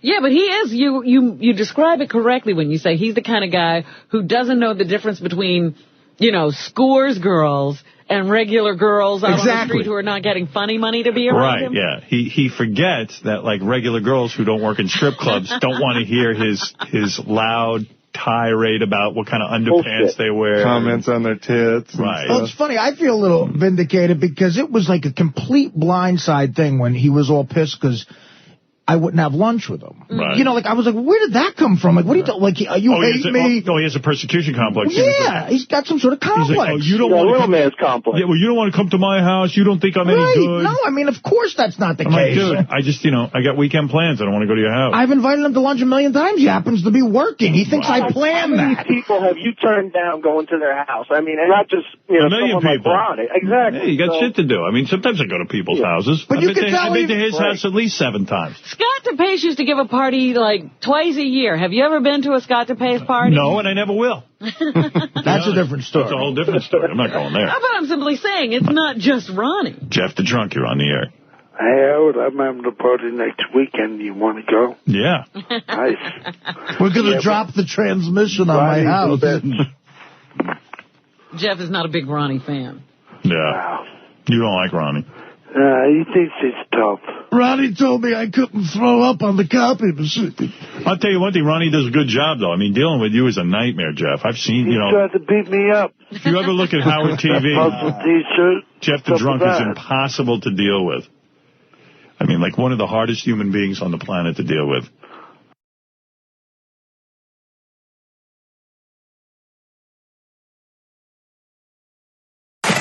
We're back to the wrap-up show. Make your voice heard. Call in 888-STERN-100. 888-STERN-100. Most of the clips I have are Ronnie running through the street calling everyone homo and fag. And there's little kids. And I'm like there's little kids. There's probably a couple of gay people who live on the block. Give me a break. Yeah. Dude, with the homo and the fag. Stop it. You We were become a joking. whole We were Scores joking around. You don't know what it is to have fun, you know? All right, here's Ronnie having fun. Yeah, okay. Yeah, it bothers you. Here's Ronnie singing the It hokey bothers pokey. you, man. The hokey pokey. The hokey pokey. Here you go. Put your left foot in and you shake it all around. You do the hopey copey, hopey copey. That's what it's all about. Put your whole self in. You put your whole self out. You put your whole. It's the Ronnie show. Drunken Ronnie takes over. The whole block's moving out. Welcome back to the wrap-up show. A little taste of Ronnie's party there. A few guys who were at the party. Was Howard was he incorrect in his critique of the party, or was it totally the Ronnie show? And was anyone... Ronnie kept saying, you guys all had a good time. Why aren't you coming in? Why aren't you backing me up? And nobody came in. So what's the truth? Sal, Jason, Richard, any of you guys that were there? Well, let me start, Jason. Let me start by saying I had a great time at the party. And the reason I didn't run in and back him up was I wasn't sure, this sounded like that's good for the air. Like, we're going to run in and said, yeah, it was a great time. And I left. I hung out in the back, his backyard. I drank. I played beer pong. It was awesome. It was an awesome time. I didn't see too much of Ronnie, so maybe that's why I didn't have that experience. But can't both things be true? Can't it be the Ronnie show, and can't you have had a good time? Absolutely. Yeah. Like, for me, that's what made it a great time. I love watching Ronnie be goofy like that and singing. I was dying laughing. But listen, Jason makes a good point. The Howard Stern show, what makes this show run, the grease, the lubricant, if you will, is insane negativity. So, I mean, what other place on the planet could a guy be nice enough to throw a party, invite you over, food and everything, and then the next day at work, you just bash him constantly? Oh, now you're being nice to me? No, I'm just saying. Now you're being nice to me because I'm standing right in front of you? That's what the show is. That's what, I didn't know you were here. You must be. Yeah, I'm here. Are you standing up? Yeah, I'm standing up. Yeah. I'm standing up. Ron, I'm trying to defend you right now. I don't want you to defend me, man. But, Jason's Why right. didn't It's you not defend me funny. this morning? How come you didn't defend me this morning? Because of what Jason just said. It's not funny. Yeah, okay. The negative shit is funny. Who gives a shit? You do, I think. Ronnie, did you expect that from Howard talking about the party? Like when you came in this morning. Dude, you got to expect that from him because first of all, he wasn't there and it wasn't his party, okay? If it's not his party, then it's no good, okay? Then everybody else's parties suck. He'll find something wrong with it. Don't worry about it. You throw a party, John, he'll find something wrong with it, guaranteed. Well, I don't know if he'd come necessarily to my party. Probably not, but he'll still find something wrong with it. But what about Robin's party? He said he had a great time. That wasn't his party. Yeah, she's sort of exempt from that, more or less. Yeah, of I course. think. Yeah, because that's his sidekick. Because it is true, because Artie will attest to this. I invited everybody up to my house one night about a year ago, just Artie and Dana, Mary and myself, Howard and Beth, Robin and Mr. X, and Fred and Allison. Great time. And we went out to a wonderful dinner, and I couldn't think of one thing that went wrong the whole night. And Howard came in on Monday and talked about how it took forever for dessert to get there and move things along. And I was just like, I couldn't believe it. I was shocked. Well, it was weird. Gary put together this great night where we had drinks at his house first, and then we went to a really nice restaurant that Gary paid for. And Howard's problem was that we didn't have dinner at Gary's house. He's like, why did we go to a restaurant? And the restaurant wasn't that great. It wasn't like a Manhattan restaurant. I mean, again, but that's all hilarious, funny shit. I mean, what are you going to do? It's good for the show. So, Ronnie, why do you take it so personally? Dude, did you hear him climb on me this morning? I mean, forget it. How? I mean, how different than anybody else in this room? I mean, no, but I mean, everybody else in the John, room. you've never gotten it yet. Not really. You've never really gotten it. Oh, you've never heard that song, You're a Rich Nerd? Yeah, you haven't gotten it yet. Yeah, but Ronnie's right, though. Yeah, but he's got the $10 million in the bank. Doesn't matter. You know what I'm saying? That's 10 mil. Yeah. I love how it goes up. I'll have 100 million by the time this show's I can't wait till you and Howard are have adjoining houses. I only got 2 minutes. John, I only got 2 minutes. I got to run. Okay, let me take a quick call then. Somebody wants to talk. Maurice in Pennsylvania, you're on the wrap-up show. Hey, how's it going? Hey, listen, I was just trying to box Ronnie's balls earlier, but I mean, seriously, you invite people over, it's rude to disrespect them or treat them anyway, you know what I mean? Like, they're friends of yours. Dude, I didn't disrespect anybody. Come on, we were kidding around. What are you kidding me? I understand. You weren't there. I mean? Like, you weren't there. You didn't see what went down. We all were having fun. We were laughing. I mean, I got Brian Fallon standing here, and he's, yeah, good. You're going to defend me? You came in to defend me. You're going to stand there and laugh now. Yeah, I'll defend you. I had a great time. It was a good party. Well, can I just say? And then let me say one other thing. Now, Sal is standing in here, who got there at 7:30. Okay, right. The party was practically over by then, and he jumped on the bandwagon. He had no clue what went down, what I was doing. Way before you got there. I had left at that point, and it sounded like there was a whole other party. Yeah, I was there for all the karaoke. I was there for Sal was there Sal came to grill people. Richard, was I there for that stuff? I had a catering company which grilled my food, but he came to grill people. I didn't grill anybody. He was grilling Laura. He was grilling my wife. He was grilling everybody. See, that's he could. a great metaphor you should have made this morning. Well, I could. You know what? I was too freaking pissed off this morning. How's that? You know, Ronnie brings up a great point, Sal. You did, when you walked in there and talked about Laura today, I mean, we're all like, I can't believe he's throwing Laura under the bus like that. Well, but then Gary said, wait, you know hey, what? John, the great thing about wait. The great thing about Sal is that he doesn't realize he's doing it when he's doing it. Is that true? And then Ronnie, you go. Absolutely, it's true. First of all, Laura's a sweetheart of a woman, and I felt I can ask her a few questions about Howard, and she was comfortable enough to let me know that she knows. Okay, but you didn't, when you were telling Howard the story this morning, I thought he would be enlightened. Hold on. You didn't recognize as Howard was going, What else did you say? Sal. You didn't hear that in his voice? I felt so bad for Laura. I did too. You're so blind to what you want that you don't hear him. You know what? That's his problem. No. He needs help. Wait, here's another thing about Sal, okay? Before we went on vacation, when I handed out the invitation, like these little stupid flyers about the party, he didn't get one. We played another game on him like we always do, and he got all bent. He was crying to Richard and all that nonsense. And then we went on vacation. I forgot about inviting him. When I was on vacation, I was nice enough to pick up the phone and say, listen, Sal, it was a joke. We were joking around with you. Please come to the party. I'd love to have you and your family. And listen, he comes to my friggin' house and makes a fucking mockery out of shit. And that'll be the end. I don't really know. Ronnie, on this show, can you really be upset? You know, if that were the case, Stutter John would have never been invited to any parties. This is him with everything. He's like Howard is one thing. Howard rips everything apart, but he wants to be Howard so bad. Wait, Ronnie, in my defense. Hold on, I think Ronnie's got to get out. I didn't tape all this stuff. I'm not the one who was hopping in the bouncer. I'm not the one who was yelling out homo. I'm not the one who called the Kerry a plumber ass. I was just there and observed it like everybody else. You know how you avoid getting shit from Howard about parties or getting ragged on the air about Howard? I figured it out. Since I've worked here, I've thrown about 20 parties. The only person I've invited is Dana. And I never get ragged on. And it's not true about Howard ragging parties because you guys used to go to the Jackie parties and Howard used to say he had a great time at those parties. No, he would rag on those parties too. Those were legendary. Yeah, absolutely. I remember hearing that. You talk about, how half the whack pack was there and how Jackie wouldn't wash his hands before he touched the lobsters. I mean, he would goof on all of that. But in his single days, he kind of lightened up on all that. But I don't blame him. I mean, Ronnie made a complete jackass out of himself, and that's fine. It was a great party, and I appreciate being there. But he was an asshole. Ronnie left himself open for some abuse, but you were more than eager to jump on and be the one who gave it to him.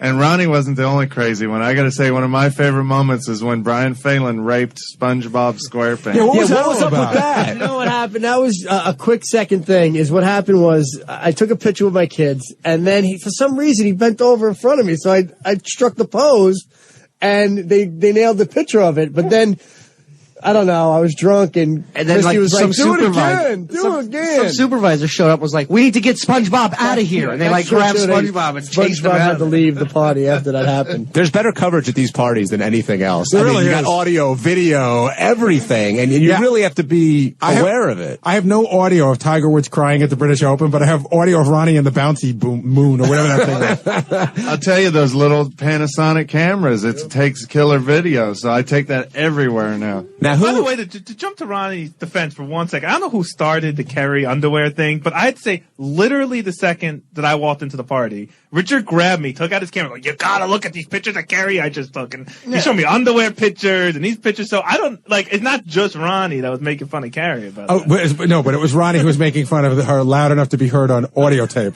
Exactly right. Now, you guys were there. Who was the most embarrassing? If you had to say one person, who would it have been? Hands down, Ronnie.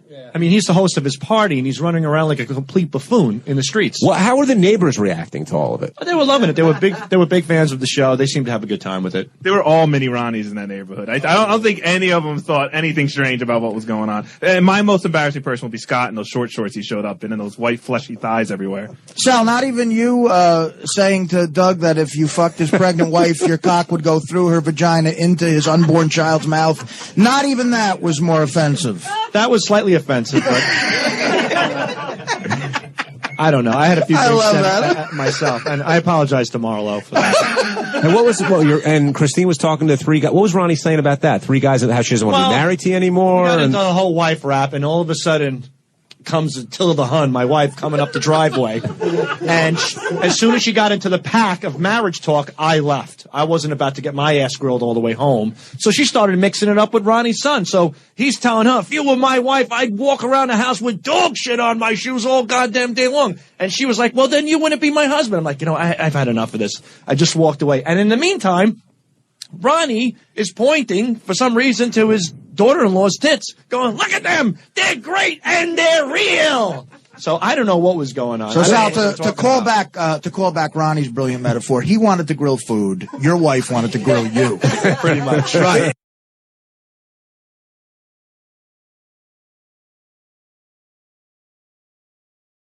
But let's talk about we're not gonna have time to talk about Ronnie sitting around not talking to anybody today. Did you notice he was that? In a foul mood, man. I went up to him and tried to say hello, and it was just like the whole brush off. He's just been a douche lately. Why do you think? Oh, he's so bitter about his little party. I guess. I mean, hey, Ronnie has to understand. There's like on air, there's the on air thing, and then there's what people talk about off the air. And you're not gonna go on the air and say how fun Ronnie's party was. I think most people did have a good time, but you're not gonna like sit there on the air and say, oh, it was a great time. It just doesn't make for great radio. I mean, when I came in this morning, I was talking to him a little bit, and he was fine. He was cordial, but it wasn't the typical, like Ronnie usually comes in, talk to us for a while. We're all sitting around and BSing in the beginning, before the show starts, talking about last night. I couldn't find him the whole morning, and then he was in Scott's office, I think. But, he was bummed out. There's no doubt. Hey, you know who just joined us? Ronnie the Limo the driver. Grumpy Munchkin. Hey. Let's knock some horns. Ronnie, a lot of people saying you were really quiet today and kind of keeping to yourself. What was going on there? Not really anything. I just laid back today, But are you pissed? Am I pissed? Like, are you angry about what went on yesterday? No, I'm not angry. I'm just a little disappointed in some people that didn't step up to the plate, and said they had a good time and, stood up a little bit. Who should have? Dude, no. Don't even go there. All right. Yeah, Rich. I did. I said, I had a good time. You're the biggest piece of shit of them all in here. Richard? No, Sal. Oh, Sal. What did I do? Why is Sal the biggest piece of shit? First of all, you weren't even there for 3/4 of the fucking party. And I said I had a great time. And you come in and you start ripping everything apart.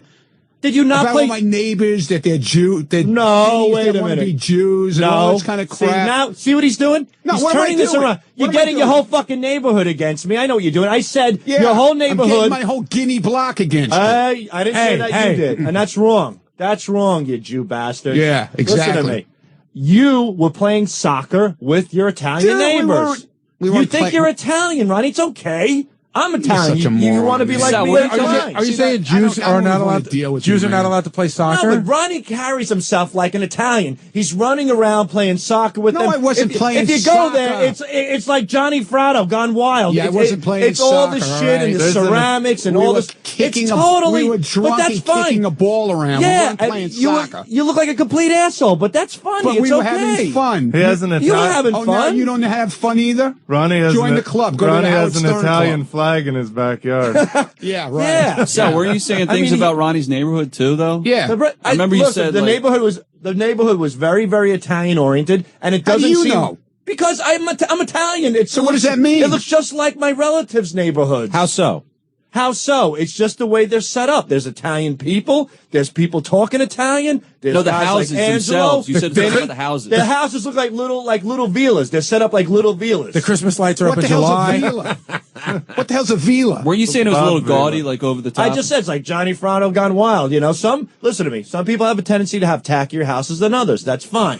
That's what they like to do. Whose house was tacky? Who is tacky? Who had a No, I'm tacky just saying house? some Angelo built his own house. No, I never said that. Dude, I don't even know who Angelo is. Angelo built his house with his own 2 hands. More than I can say. You should for wrap you. around your little fucking midget You fucking neck. asshole. You asshole. I'd love to see what your house is like. Oh, I forgot. Pop those bifocals right off your Jew face. We're not allowed to Prick come bastard. to your shit house, right? That's right. I got enough shit at my house. I don't need another pile like you. Okay, great. I don't know why you're turning this around on me. I said I had a great time. Yeah, because it's not my fault. The first thing you go, oh, you have no beef with me, do you? Yeah, I said to him this morning because he had his arms crossed. You were pouting like a little bitch. I was not. I Yes, was you sitting were. in my- And you go, no, I got no beef with you. And then Shuli came in and said it, and you go, Shuli, drop it now. Listen to me. You threatened Shuli. I didn't threaten Shuli. Yes, you did. You said, drop it now or there's going to be trouble. He doesn't like walked Jews. out. And I didn't say anything about being. I said, just drop it, man. It's done with. But were you yelling at Doug about showing footage of you in the bounce I was house? joking with him. But you What did it, bath Ronnie. house? Ronnie. Bounce house. Jerk off. How is it? I had a great time, and I thank you very much for it. It was an excellent time, but it's not my fault you ran around acting like an asshole. That's apples and oranges. I'm not saying anything about that part of it. Then I don't why really you give mad a at shit me? what you say. Why about me running around having a good time? Okay, you were having a good time. No, Good for you. I just resent the shit that you have to knock my fucking neighbors, man. What? I didn't say one fucking thing about your fucking neighbors. Who the hell are you? Tell me one thing I said about your neighbors. Fucking shit neighborhood. This is Ronnie getting the neighborhood to pile up on me. I didn't say one thing about your neighbors. Oh, Your you're so neighbors full were of crap. great. Oh. I was eating your neighbor's food. Hold on. Run the tape back from yesterday. So, Ronnie, hold on. So, hold on. Ronnie, what did Sal say about your neighbors?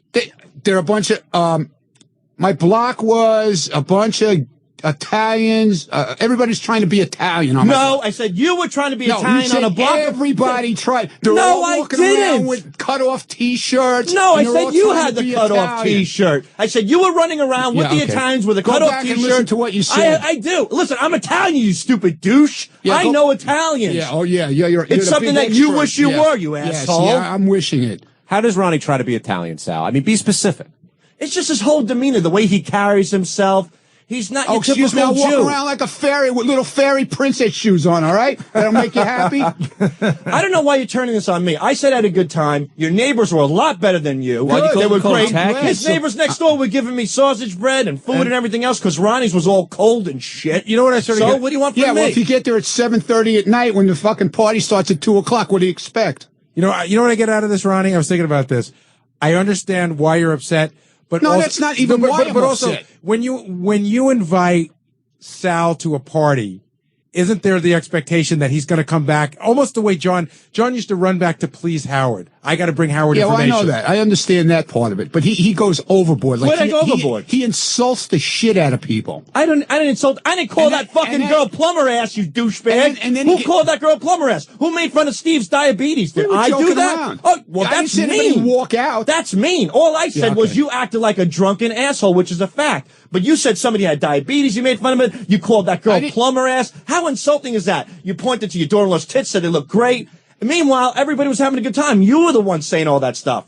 That didn't come out of my mouth. It came out of yours. I know what came out of my so mouth, but you won't, deal you with it won't and fuck- shut it. You won't fucking admit what you say. I'll admit anything. And what are you mad at me about? I'm not mad at anybody. I'm doing what the master said. The master said lay back.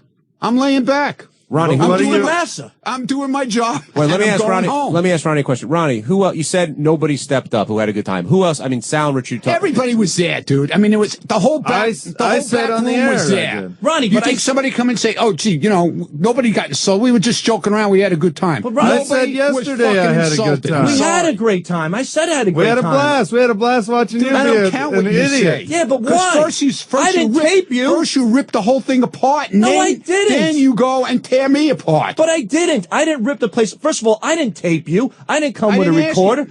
That stuff was all on No, so then you tape. go and you grill Laura, you grill my wife, I didn't and then grill you go Laura. back and you run back and tell him. Well, first of all, I didn't grill Laura. I used bad Okay. judgment. I was talking to Laura about Howard. I used bad judgment. Secondly, your wife was saying that stuff, and she said it was okay. She said she didn't care.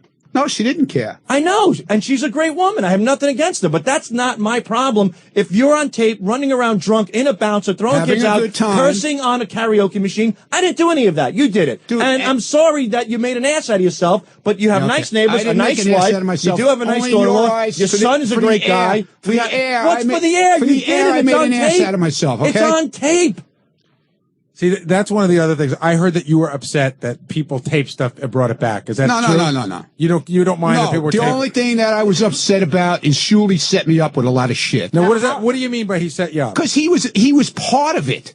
Like we were doing karaoke. He was singing also, but he made sure that I was the only one heard. What if I was singing He was along saying with West you? Side. If I was singing along he was with saying you, all with when we were doing West Side with the West Side Scores, joking around. He was saying it just as much as I was, but I was the only one who came out on tape. You know why? When 'Cause we you went were and pulled the screaming plug, on a when we went and pulled the microphone. plug on the DJ goofing around, he made sure that I was the one who pulled the plug, but he was right Wait there a minute. with me. Did you not? I have the unedited tape where you come up to me and say, "You want to see something funny? Watch me pull the No, plug I said out." to you, you want to do something funny. You want to do? And did I help you pull the plug? You did did it. you I go didn't with do me? anything. I just taped you. He How did I tricked you. set You you, know up? You know what? Alcohol set your dumb ass up, not Okay, me. Fine. Whatever. And by the way, I did turn in a duet of me and you singing, but Howard didn't play it. So you knew I was taping both of us, and I didn't just record you. I recorded everyone. Ronnie, do you feel like everybody at the party basically set you up for Monday? Like coming in Monday? They set me up, dude. It was like, they're all, oh man, it was a great party, blah, blah, blah. And then we start talking about it on the air, nobody comes in. I just sit there and I get fucking hammered. I mean, hammered to no end. You're taking it out on us because you don't have the balls to say it to Howard. Is it That's possible? your problem. Here's a question. I took it out on Howard. Do you think I'm afraid of him like you are? You fucking homo. You're just turning it on me, Ronnie. You fucking homo. You're fucking scared to open your goddamn mouth to him. Your cheeks are quivering. I'm not afraid to open my mouth. Your cheeks are like rippling. You're getting really stupid mad. Piece of Biceps shit. are bulging. Fucking asshole. Extra small. Gary, what were you going to say? That scorpion stretching on your arm. The question I have for you, Ronnie, is it possible for people to have come to your party and had a good time and still do the analytical thing that everybody does when we come back from one of our parties? And everybody, that's fine. Talk about it, but you could talk about it and say, but you know what? We really did have a great time, even though he acted like an idiot and everything else. You know what I'm saying? We all said that. Will wouldn't walk in there, Jason, and they were all part of the plumber ass thing. So was he, okay? They were all part of it. And you'll sit there with your little fucking mouth shut now, Will. And with that big stupid smirk on your face, listen, and let me take the goddamn heat for the whole thing yesterday. I didn't go into the studio because I wasn't going to badmouth the party. That's why I didn't go in. I'm not going to go in there and say what a great party it is. That's lame on the air. No one wants to hear that bullshit. No, they'd rather hear me get fucking slammed. Yeah, look at the great radio you're giving us. Jason made the same point on Wrap Up yesterday. He said, why am I going to go in and say it's great when, the other stuff is great radio? You can't be serious with that bullshit. Ronnie, Ronnie, the bottom line is your party was great. Sal, I want to hear your fucking shit. Sal, you got nothing to say. No, you have no point. You have it all wrong. You think you're so don't. fucking smart. No, I don't. Your Why don't you go and talk to Laura? She's sitting and waiting for you in Tracy's office. Listen to me, just please. She's got plenty to say to you. Ronnie, your party. Go ahead, Sal. Hold on. I'll deal with it in a minute. Yeah, your party was great, but it was you who was the asshole. The only thing wrong with your party was you. Walk in this morning, the party was great. If you weren't there, it would be fantastic. You were the only asshole at a great party. Big mouth. So, yes, the party was great, but you ruined it by being a complete asshole. No, okay. To me, thanks for the great party, but do me a favor. Don't drink next time and be such a douchebag. There won't be no next time. See, I disagree with Sal. I disagree with Sal. My stupid mistake. You made the party great. Hold on. Wait. Stupid mistake was your fault. Ronnie, hold on. Let Richard talk. We got a minute and a half left. To me, Ronnie was the best party favor I've ever seen at a party. It was hilarious. I was laughing my ass off watching you sing. I wasn't entertaining. And you should be honored that everybody was laughing their ass off at your singing yesterday. I think that's great that you're able to entertain people. God, like Sal has taught you well how to bullshit. Yeah, right. Yeah, I know. Yeah. What a fucking. But I'll tell you what. I'm telling the truth. Like I said yesterday, I was stupid enough to feel bad for this fucking asshole behind me. Sal. Yeah, exactly, Sal. Don't feel bad for that me. I didn't call, that I had to call him over vacation because we played that little joke on him. We didn't invite him to the party and he was all bummed out like a little friggin' baby. Oh, yeah? Is there one word of that? Is that documented any place? Yeah. Richard Chrissy told me, Sal's all bummed out. Tell him, Richard, what'd I say? What'd I say about the party not being invited? Tell him.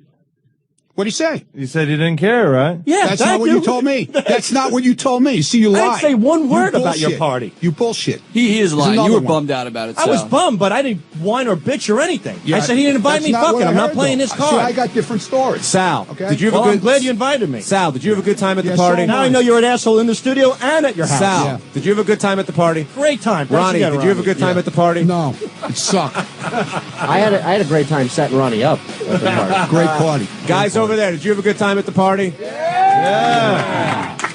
More karaoke from Ronnie. Yeah, can you sing Hokey Pokey for us? Yeah, sing if I could turn back time. All right, guys, the music says we got to wrap up. Thanks to everyone for coming in. Ronnie, thanks for coming in and clearing things up there. You've been listening to the Wrap Up Show only on Howard 100.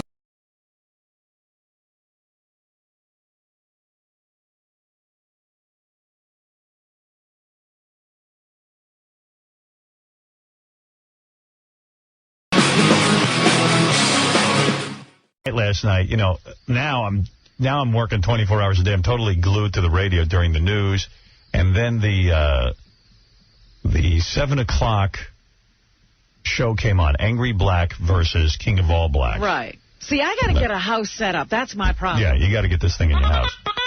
So it comes on. Angry Black was nothing like his audition tape. He was shot out of a cannon. On his audition tape, he was just real relaxed. And you liked his audition tape. Yeah. It was cool. It was like he was doing a funny rap about Oprah and a funny rap about a whole bunch of stuff. He started talking so high energy and fast. It sounded like he was on crack. Right. King of All Blacks then is introduced 2 minutes into it, and the two of them don't even go at it. It's just, they're just one big happy family. You're kidding. Yeah, and the two of them got in the way of each other. And Angry Black was just like a fast-talking top 40 DJ. So about 10 minutes in, Ralph called in. And I know some people don't like to hear Ralph, but he called in and he said, hey, guys, take a breath.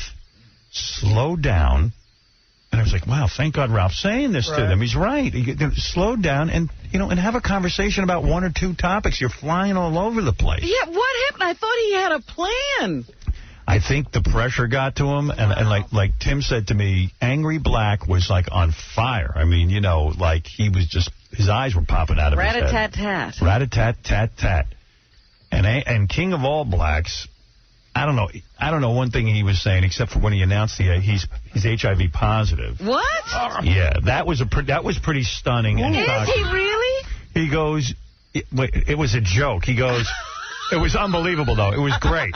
He goes, look, man, I don't mean to bring the show down, but I'm HIV. And then it was like, horny in Virginia or something. But like he really dragged it out, and I got real upset that he had HIV. And he was talking about how he got it from some chick when he went south. What was the joke? Dude, I was there taking pictures, you could hear a pin drop in the room when he said that. I mean, it was scary. It was great radio. It was awesome. That I got to say. The joke was pretty stupid, though. At the end, he said that he got H in Virginia, HIV. Yeah.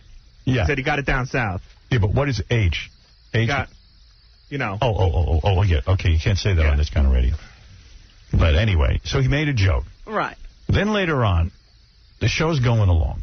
Ralph starts saying, hey, slow down. They hang up on him. They're like, hang up on his faggot ass. Well, that's funny. Look, there were funny parts. But didn't you think it was just crazy? First of all, 15 minutes before the show, everyone was crazy in that room. I mean, Angry Black was just, like you said, shot out of a cannon. He was all over the place, touching everything, yelling at people. Tim was all worked up. Everyone was worked up. So, by the way, Tim talks faster than anybody I've ever... I've never seen him like that. Dude, I said, Tim, can He's going to have a heart attack. Yeah, I said, Tim, can you talk slower? I can't follow you. Tim was talking on the air? No, Tim was talking to me on the phone afterwards. He's like, we got to get that. I go, whoa. And he was like running everything in the room. Like they had like 4 board ops in there, but Tim's got his hand on every button and pulling up callers. And scripts are flying. It was crazy. He's funny, man. Yeah, One thing, Tim is super motivated guy. Oh, my goodness. He's doing everything. He's producing. He's programming. He's doing everything. But he's got to put a few people in charge. Yeah. Or he's going to have a heart attack. He's going to delegate. They had scripts? Well, no, I mean, he had a topic list. He was putting his thoughts out on paper, trying to keep organized. I gotta say, they both did a great job, but King is a talented guy, man. I mean, I thought he was funny. Yeah. Angry. Hey, now. Listen. Yeah, I'm going to be brutally honest with you, all right? Okay. I like you. You know that, and I loved your audition tape. Your audition tape was an A+. Your show last night was a F-. Are you kidding me? I got better vibe than that. No. Terrible. Horrible show. You were not in your rhythm. You were shot out of a canyon. You were talking so fast I could barely follow you. I agree with you on that because I was kind of amped up. I was amped up. When you did your Oprah material and your other material on your demo tape, you were relaxed. You were making sense. You were riffing. You were having a great time. I said, this guy, he's got it. And last night, it was a train wreck. In fact, Double A with Beth, I would say, better show. Was a B. Uh-huh. This thing, Angry Black show with special guest King All Blacks. See, just from the lineup alone, it should have been a home run. Ralph called you up. He was giving you the best advice I ever heard. That was the first time I actually got mad at Ralph because I was sitting there and I'm saying to myself, this is why everybody hates him on your show. And I was amped up. I wanted to flip the script, so to speak, because I wanted to be a straight man. And, we didn't want to talk over each other like you suggested. Well, yeah, you can't understand you guys. No, I said, this is what we're going to do. It's a show. It's my show, Blackout. I said, my special guest, King of All Blacks. And we went back and parlayed. I didn't have my other crew in there. I wanted to, highlight King and allow King to talk. And I thought it came off. Thought he had a couple funny things. A one of my bits bombed, which I'm man enough to admit, you know. And right. Well, I'll tell you where else you bombed. Angry Black, King of All Black says, I got a joke for you. Want to hear a joke? And King goes, no, not right now. Next segment. There was no next segment. We never got to the joke. You're right on that. I'm like, let the guy tell a joke. Yeah, I got to be honest. Thank you for the opportunity. You know I love you, bro. Thank you. Yeah, I love you too, man. And I was shot out of a cannon, and I actually said to somebody, I said, I'm a little nervous, man. I never get nervous when I'm on Howard, but I said, I just want to do such a good job. I know. Your heart was in the right place. And by the way, it was fun to sit and listen to the train wreck. I listened. Yeah. I had to turn it off. But could you have a train wreck all the time? No. I can't have a train wreck all the time. Now, here's what I'm going to do. Okay. All right. And this is going to upset Angry Black a little bit. But let me ask you something about the audition tape. Did he have a crew of people around him on the audition tape? No, I did it up I don't mean to cut you off. I did it up at Connecticut School of Broadcasting on a Saturday. I just sat there and I ripped. You should do the show from Connecticut School of Broadcasting. You should be alone is what it sounds like. That's what I probably will do the next time. But I was a little, like, King was there and he had his people, and then I didn't even know Jason was coming to shoot for In Demand. Yes. You know? So I wasn't even aware of that, and then my girlfriend was there, and I was amped up, and my boys, I was like, okay, let's do this. And I'm not going to lie to you, I admit, I was like, damn. All right, listen, I gave you a shot. First of all, it's very difficult to do one show in a half hour, and that's your first time on the radio. That is true. It just kept going. And Tim was next to me, and I was like, oh. Right. And Tim's shot out of a cannon, too. Right. Right. And, all right, listen, it was an experiment. In my opinion, the experiment went horribly wrong. All right, but that's okay. That's what this is about, man. It's the first show. First show. So what are you going to do? Here's what I'm going to do. You know how it was when you first started. You screwed up and, whatever. Right. You did very well on your audition tape. Your game plan changed. So you still see something. No, I don't, actually. Oh, you don't? No. What I see. No, whatever I saw, I said I must have been nuts. I said, I'm crazy. But listen, that's okay. We're going to plan this new channel. Mm-hmm. There's going to be professionals. There's going to be people who like Angry Black getting their first shot, all that kind of stuff. It's going to be the most spectacular vision I've ever had. The Channel 100 News. By the way, I talked to Mel yesterday. Authorized me to buy a Channel 100 News van. You'll be seeing that all over town. All right. And the Channel 100 helicopter so we can cover live events. You're kidding. Have you got names for the other channels or no? I do, but I'm not revealing them yet. Well, I got one. I'll give it to you. The Perfect Modulation channel. Okay, well. Let me ask that's another bad idea. Oh. Listen to me. Let me tell you what I'm doing. Okay. All right. Next week, I'm going to let King of All Blacks do a week's worth of shows, half-hour shows. Okay. Monday through Friday. Every day he's going to be in. Every day. I'm going to give him a shot. I'm going to give him 5 in a row. You did not say what you thought of King of All Blacks last night. King of All Blacks, I don't know yet. I don't know what his deal is. Maybe on his own, he'll be able to shine. These two guys were getting in the way of each other. So the jury is out on him. That's what I agree with you. Now, okay, you're going to give King 5 shows next week, and what after that? What? After that, you threw me for a loop last night. You did. You rocked me a little. Trust me. If I'm in there by myself with one other person, I'm not going to say who it is. Well, it's somebody who I want on my team. Whether it's one night again or another 5, whatever you want to do. You know what I would do? That's what I need to hear. No team for you. Oh, that's even better. If you want me to be by myself, I can be by myself. Now, hold on a second. No team for him, and in the middle of the night when nobody's... Well, I'll wait a second. King of All Blacks. What's up, baby? First of all, Angry, who is your other guy? Is that Irish John character? I'm sorry, say that again. Is that Irish John? Who's your guy? Irish John's a good friend of mine. I don't even know this guy, do I? Yeah, you've met him. Remember we were in Vegas and we were sitting there. You know John. We met him at the Knicks game. He's a good guy. You love the guy. All right, King of All. What's up, baby? You're going to get your dream next week. Oh, great. Now, what I'm going to do for you, even though I thought you sucked too last night. Yeah, but you know, listen, Tim said to fall back, to hold back, and so I tried to do that. That wasn't my element. All right, listen. You know what I'm saying? I tried to do the best I can. The two of you together were pure poison. The worst radio I've probably ever heard. That's why we got to be. Yeah, because we have 2 different personalities, which could be good, but it just didn't work. My personality is gutter, man. It's ghetto. Yeah, you actually showed some promise last night by trying to do the HIV thing. Just shocking the audience that way. My Angry Black has a lot of good material, but he did choke under the pressure. I wouldn't say choke. I was a little flustered. That's a better way. Howard is the judge, and he said you choked. You choked. Bit bombed? The guy I had with me named Kato, that's my team. It's this white girl named Camille. She's the queen, and I'm the king. And I got this guy. He's like a court jester. He's the. Let me ask you something. I think I'll give you a week's worth of shows next week. A half-hour show, Monday through Friday, just for a week. Let me ask you something, though. Since you didn't see much promise, why are you giving him a week? Because he's promising me. I see I see something there. I got to tell you, man, you're right on with that. I think King is really funny. Okay, King, are you sure you need a team? Yeah, I need a team. Why can't you? I got a celebrity guest coming in, a big, not big, but he's big. He's big enough, you know what I'm saying, to come in and talk. And I'll interview him. By the way, this guy King keeps saying it's his court jester. Didn't say a word the entire show last night. Because there's 1 or 2 words. There was no room. He's too over the top, man. He's too over the top. All right, and I'm going to give you some advice, and you can take my advice or not. I'll always take it. All right. The N-word, okay, but you don't have to. Don't be so forced, man. Talk like a normal person, like you do when you call in on the phone. Okay. That's what Ralph was saying to you guys last night. Man, slow it down. You know what it is? Ralph was really talking, because Angry, me and him is cool and everything. You know what I'm saying? I was going to snap on him. People was like, yo, get him. I said, listen, this ain't the format to be getting him. All right, listen to me. You know what I'm saying? I was feeling the same way. I said, if we start going back at each other, talking over each other, it ain't going to come out right. So I was like, let's just fall back and do what we got to do. Now, Angry, I need time to... You see me too, Howard. I lost a lot of weight. Angry, I need time to recover.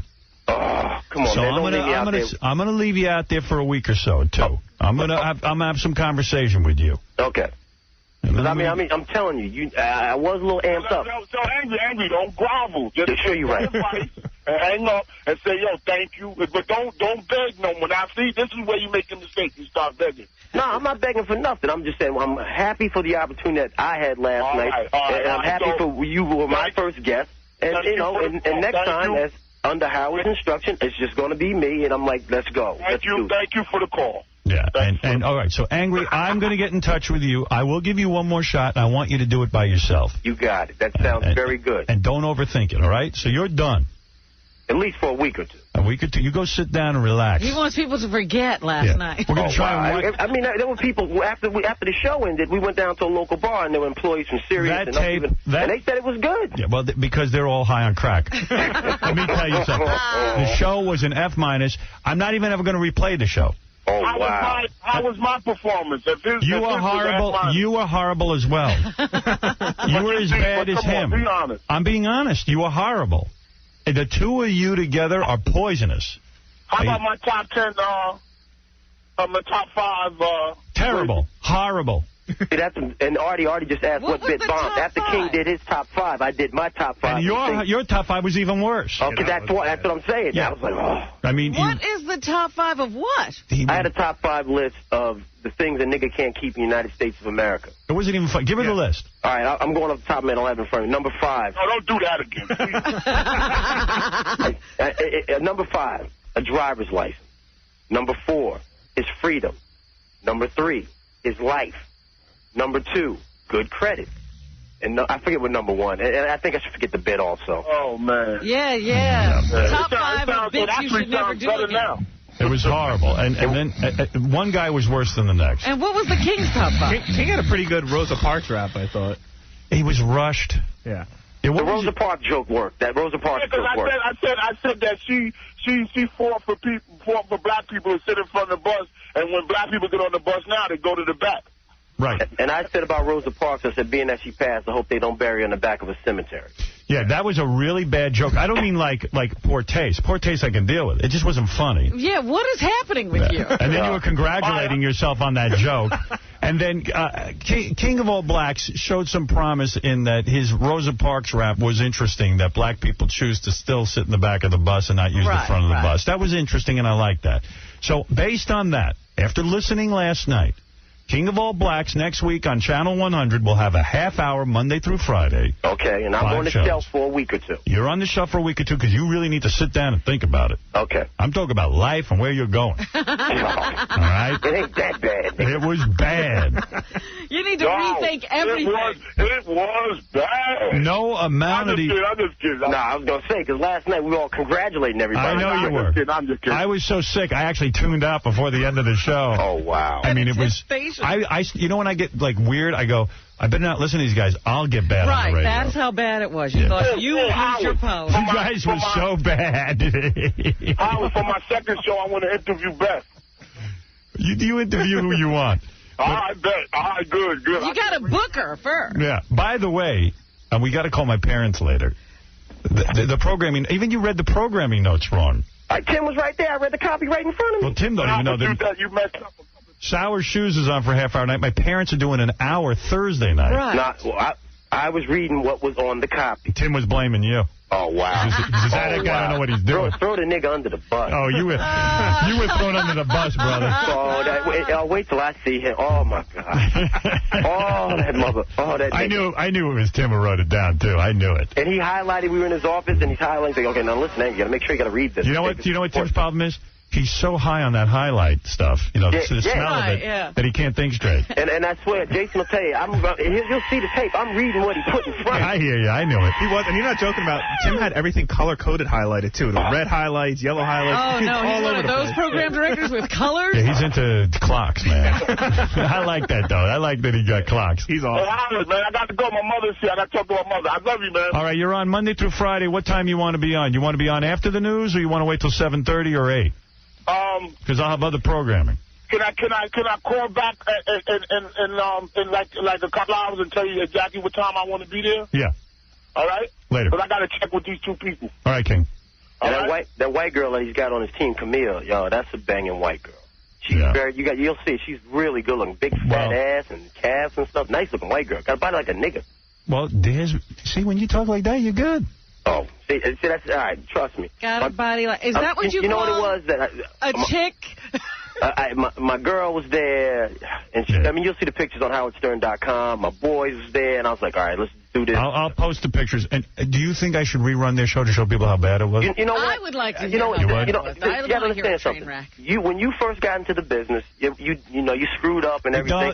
Don't grovel. But angry. No, I'm mad. I'm sorry. Just now, when you said she got a body like a nigger, you were forcing it. Howard might have given you props on that, but you were forcing that. You know what? If it's in your opinion is a train wreck, I'm man enough to take it. Play it for the audience. I'll take the abuse. So that's only going to make me stronger. I got to really think whether or not I'm going to play that again today.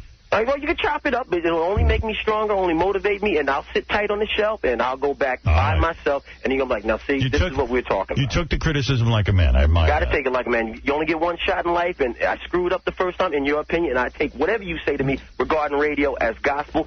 I'm going to tighten it up next time. Let King do his thing next week. I'll sit on the shelf for a week or two. There he goes. Maybe I have to keep him on the shelf for a year. Joey Boots, what do you want to say? Oh, hey, this Shelly bitch managed to get 3 shout-outs to his gay friend Irish John again. Howard, let me explain. I have to expand on that because Boots has been breaking my balls and breaking my balls. What was your little shout-out to me? Okay. Whoa, no F word yet. We're not there yet. Joey, no F word. Listen. In my opinion, Joey is jealous. Whoa. He's upset. You gave me the shot. He knows he has no shot, no future. Well, let's hear what Joey has to say. Let's hear what Joey. Go ahead, Joey. Howard. Yeah, then he started ganging up the show a couple of years ago, bringing up this guy's name all the time. This guy buys everybody everything. He's a friend of mine. This guy buys everybody everything, okay? And he's just gaining his way into the show through money by buying high-pitch Eric things, saying, mention my name on the show. This guy mentions his name all the time. He's just ganging up the show with this guy. I can't stand him. I'm seething with anger every time I hear his name. I'm going to give you the history on Irish John, Howard. I don't want to know his history.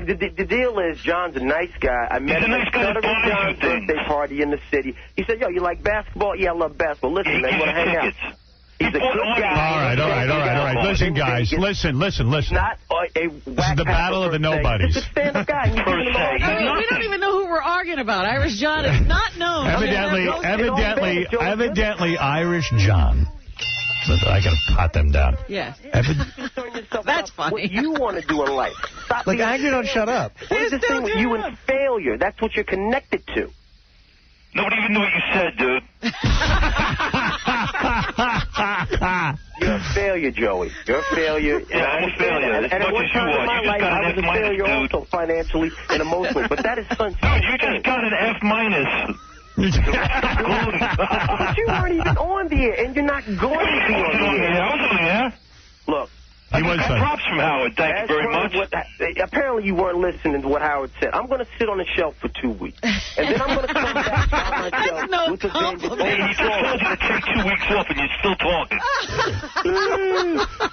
Joey, Angry. Yes, I'm going to interview you. You're my bitch. All right, look, Yeah, guys. we went through that. Yeah, Cabby Light. Cabby Light. Go ahead. Keep going. Why is an Irish... Black. Why is I an can't say that. I'm not serious. Why is an Irish John getting me gifts?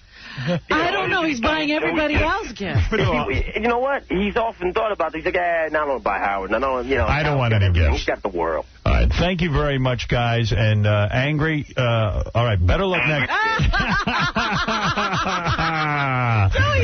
You're calling me. God, I wish someone would have heard that. Wait a minute. I'm calling Howard Stern. I'm sorry? I'm calling Howard Stern. I ain't calling you, bitch. You called me out on your show last night. You got nothing to say. Take 2 weeks off, bitch. Yo, you're a little homo, and now that you're breaking balls, if I see you in the street, I'm going to leave you where I found you. You're going to leave me where I found you. Nice threats of violence, right? You're all talk, though, dude. You're all talk. I'll see Mr. you over Telephone Man. I'll see you over Howard 100. Telephone Man. I'll see you over Howard 100, and then I'll leave you where I found you. Yeah, right okay. In front of That's real right professional. In front of 1221. Because you can't talk. That's real professional because you can't talk. Oh. Now that we You know move, what? I see a new team. But you know what? Now that we move over to satellite, Yeah. all these guys are running through the halls. The executives are hiding. The news department is chasing them. It's like it's a zoo. They had no idea what they were in for. Oh, my God. Look, I'm scared of this little bitch pole climber. Oh, yo, first of all, I'm a pole climber. I'm a crap. You don't have... What do you do? You don't even have taxi service. Okay. Put them on together next time. All right. You Joey. don't even have a job, man. What do you do? I'm telling you. Don't do nothing. That's right, because you're a lazy effing bum. I'm not lazy. I put a lot of time and effort into smoking pot and drinking beer. Yeah. That was funny. I'll give you credit for that. All right, Joey and Angry, I gotta go. Angry, you took your criticism well. We'll see what the future holds. Joey, I'll thank sit you. on the shelf like you said, big Sit man. on the shelf a little bit. All right, man. I'll thank talk to you later. All right, bye-bye. Bitch.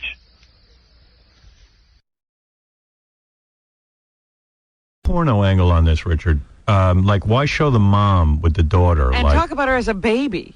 yeah, that's a buzzkill, isn't it? It is. It totally is. But I'm not whacking it when I'm looking at that. You gotta forge ahead, Howard, and just keep whacking it. That's why they invented fast forward. Do you think they talk the girls into the fact that it's not really porn, it's really like a sort of a biography? Yeah, maybe that's how they get her to do a video like this. They say, okay, well, you can have your mom in there to talk about it. Well, I got to tell you, it's like weird because she's got to be two years away from doing actual hardcore porno. I mean, because she's almost there. I'm waiting. Yeah, I mean, it's pretty hot, the video, but it's only because also we know her. Like, you get bored after a while. Oh, yeah. But then again, I was watching it with my girlfriend, I was trying to be all clinical about it. But you know what? If we didn't know her and you just listening to her, she's got that real monotone voice. I like to play bingo. Like, there's no excitement. No. She's 18. I know, but okay, I met... Got nothing to be excited about. I met excited 18-year-olds that are animated. Well, you can't see, like Jenny McCarthy. She was, like, real annoying, but you could see her hosting something. You know, but you can't see that with Jillian Gray. You don't see her going anywhere beyond this. That chick could easily be the next Jenna Jameson if she allows me to handle her career. Ah, there you go. We could sell her into white slavery. Very high price. You can guide her right in there. Huh? Yeah. Did you watch the tape? Yeah, it's amazing. See, for me, it was like that video is as hot as a hardcore video to me, just because her body is perfect. The way they film it, it's real artsy looking and just artsy. Yeah, He needs the art. I know what you mean. It's high class. It's real high class, and it's like. Almost like she's forbidden fruit or something. Like, she's so hot that no guy could ever get her, but just to look at her, she looked perfect. I mean, it was amazing. Did you pleasure yourself to the video yet? I will Friday. Friday's the big He's date. got a date. Yeah. I knew a forbidden fruit once, but we ended up getting him. Do you, you have to save it for Friday. Yeah, plus I think her issue comes out. It's real soon, so it'd be awesome if I could get that issue in the mail. Have that to go with the video. I'll get you an advance copy. Oh, but awesome. Do you do that? Do you actually put the magazine down on the bed? Do you do this in the bedroom? Well, I have a studio apartment, so it's just one room. But yeah, You sit on the couch or you're on your bed? No, I got an office chair that I sit in. Yeah. I used to, and I usually put my feet up on the bed. When I was married, I used to do it in an office chair. I'd be naked on the office chair. My ass would stick to the chair. Mine does too. I get all sweaty. Oh, you're and naked stuff. too? Yeah. Oh. Did you buy a pillow? I was wild. I had deadbolts on my office because, I had kids and wife and Occasionally, housekeeper. It's gross because dogs, cats. Fish, the poor fish I can watch. It was weird doing it in front of the fish, but I got over it. I think it would scar But I would put it in, and then like if no one was home, I'd still deadbolt. But if no one was home, then I'd get downstairs, get all naked, walk around, put in some porn, and make it a whole event. Yeah, make it a whole big event, and then I just completely naked. and I got completely depressed. I usually afterwards. keep I was keep like, my wow, socks on. I'm the famous radio guy. What am I doing? There's nothing worse than the cleanup. That's depressing, man. Yeah. It really is, because it's like a couple. And you think, what the hell am I doing? Damn! Meanwhile, you're at the point. you do it. You're at the point like where you're just already accepting that this is your fate. You got to get a girlfriend. But it's funny, Howard. Yeah, I need to. You weren't doing anything because you were married. This guy can go out and get humans. He's having a hard time finding a girl, dude. Don't be such a. not. Yes, No, he's not. he is. He doesn't go out, does he? Yeah, sure he does. Yeah, I go out. I go out on weekends and stuff. I go out and I sit in homeless people's diarrhea. He goes to the same Chinese restaurant every night here in Manhattan. There's no it's girls great. there. No, but there's a bar in Brooklyn that I go to all the time. Yeah, he goes like out. a heavy metal bar. You got to hang out with him to know what's going on. He Heavy hangs metal out. bars don't attract women either. Yeah, that's true. But he's like, yeah, I go to the same Chinese restaurant because every night I get a different dish. Yeah. It's different. It's different. Actually. Hey, you got to go to that joint that Song Parody Man took us to. What's the name of that bar? Snitch, yeah. Snitch. I've been there. There's yeah. chicks there. Yeah, it's a good place. I don't have a real good self-image. I'm not good at talking myself up, so I kind of don't even try.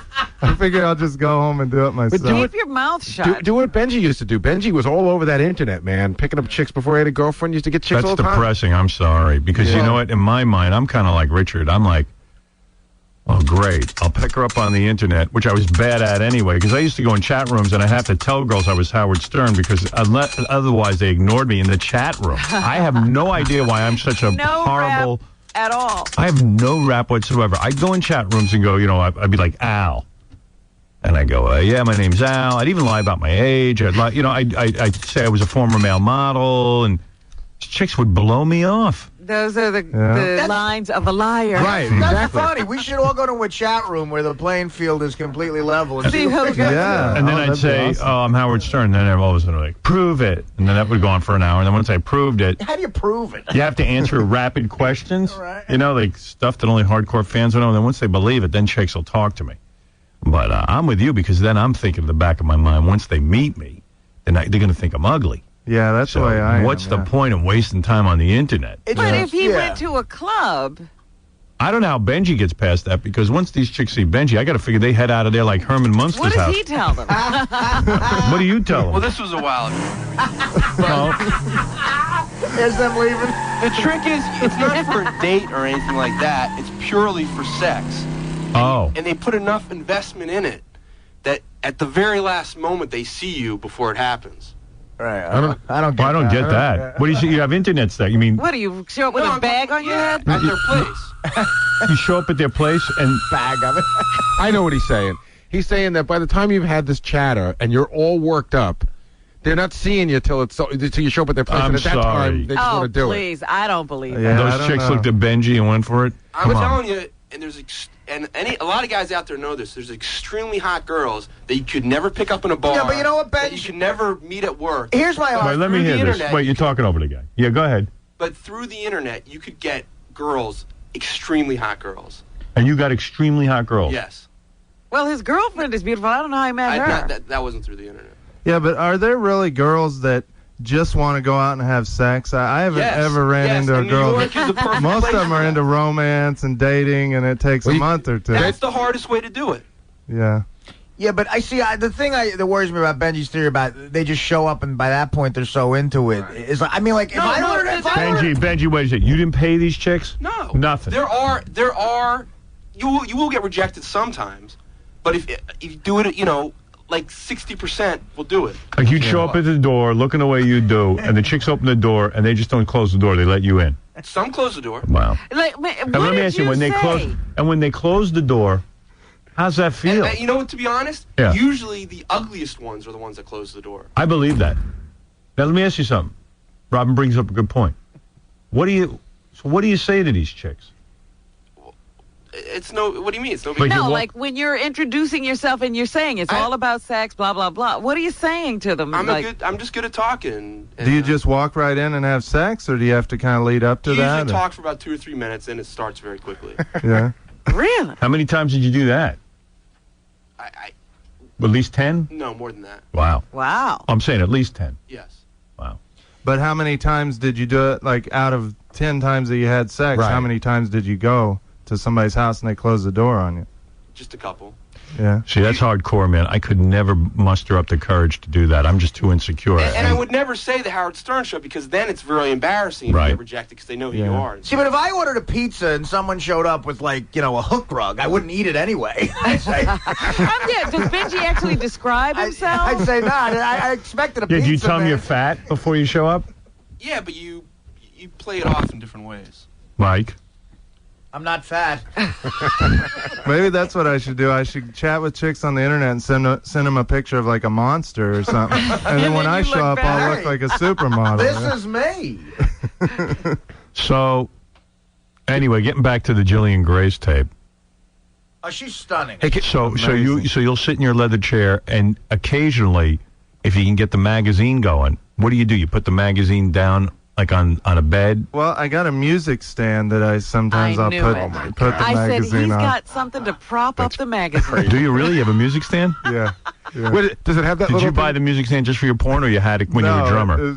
As a drummer, I had a music stand, and it doubled as, Does it have a that porn holder. Does it have that little stick that holds the pages open so that the pages? Yeah. Oh my God, that's hardcore, Howard. It is. So you're naked. You got your music stand set up. Uh-huh. You look at your magazines, and you got the video going. Yeah. And what do? You look back and forth between the screen and the magazine? Yeah, a lot of times I'll put the magazine and the music stand kind of in the view of the TV also, so it's kind of right next to the TV. Like it's a multimedia presentation. Multitasking, they call Now, it. Howard, don't you always prefer video over magazine? Always. Always, right? Oh, a And he magazine. loves his still pictures. Magazine in a pinch, but I got one quick question for Richard. So Friday night's a big night for Jillian. I always wonder because I know it's a long night for you. Yeah. Is Jillian the opening act or is she the headliner?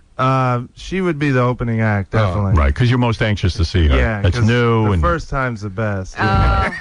do you think you'll go back to that tape once you build up a head of steam Yeah. You mean after the first time? Yeah, because there's about 4 or 5 scenes on that tape. So, and usually what I'll do is I'll just find a shot where, like, there's some shots where they pan down her full body. Right. So I'll just get ready, I'll find that shot, and then put it in slow motion.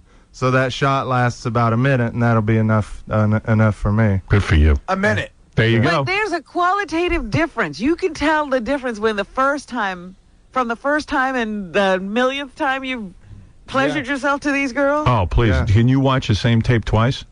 Yeah. I can't. Oh, I can. Yeah, I can, but I have to give it up after about 4 times. It's got to Really? be taken out Yeah, of the only rotation. tape I could do that with is our special tape that we used to give Right, to special guests. tape. Yeah, I've heard about that. Oh, I've I'd never love seen to that see yet. that. Special tape is the best. I'll bring that one in. I keep that hidden away, and I bring that out for special Special tape occasions. is these 2 lesbos.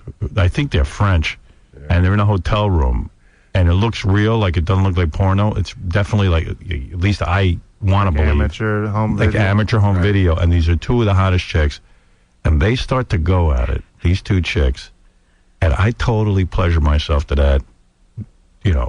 Like for years. Works every time. You know what? Yeah, and I mean now I'm like, or anything either. no, not famous, Chicks, huh? and they're way hot. Way hot. Right? You know what's scary about it? That's on a VHS. We had this before DVD.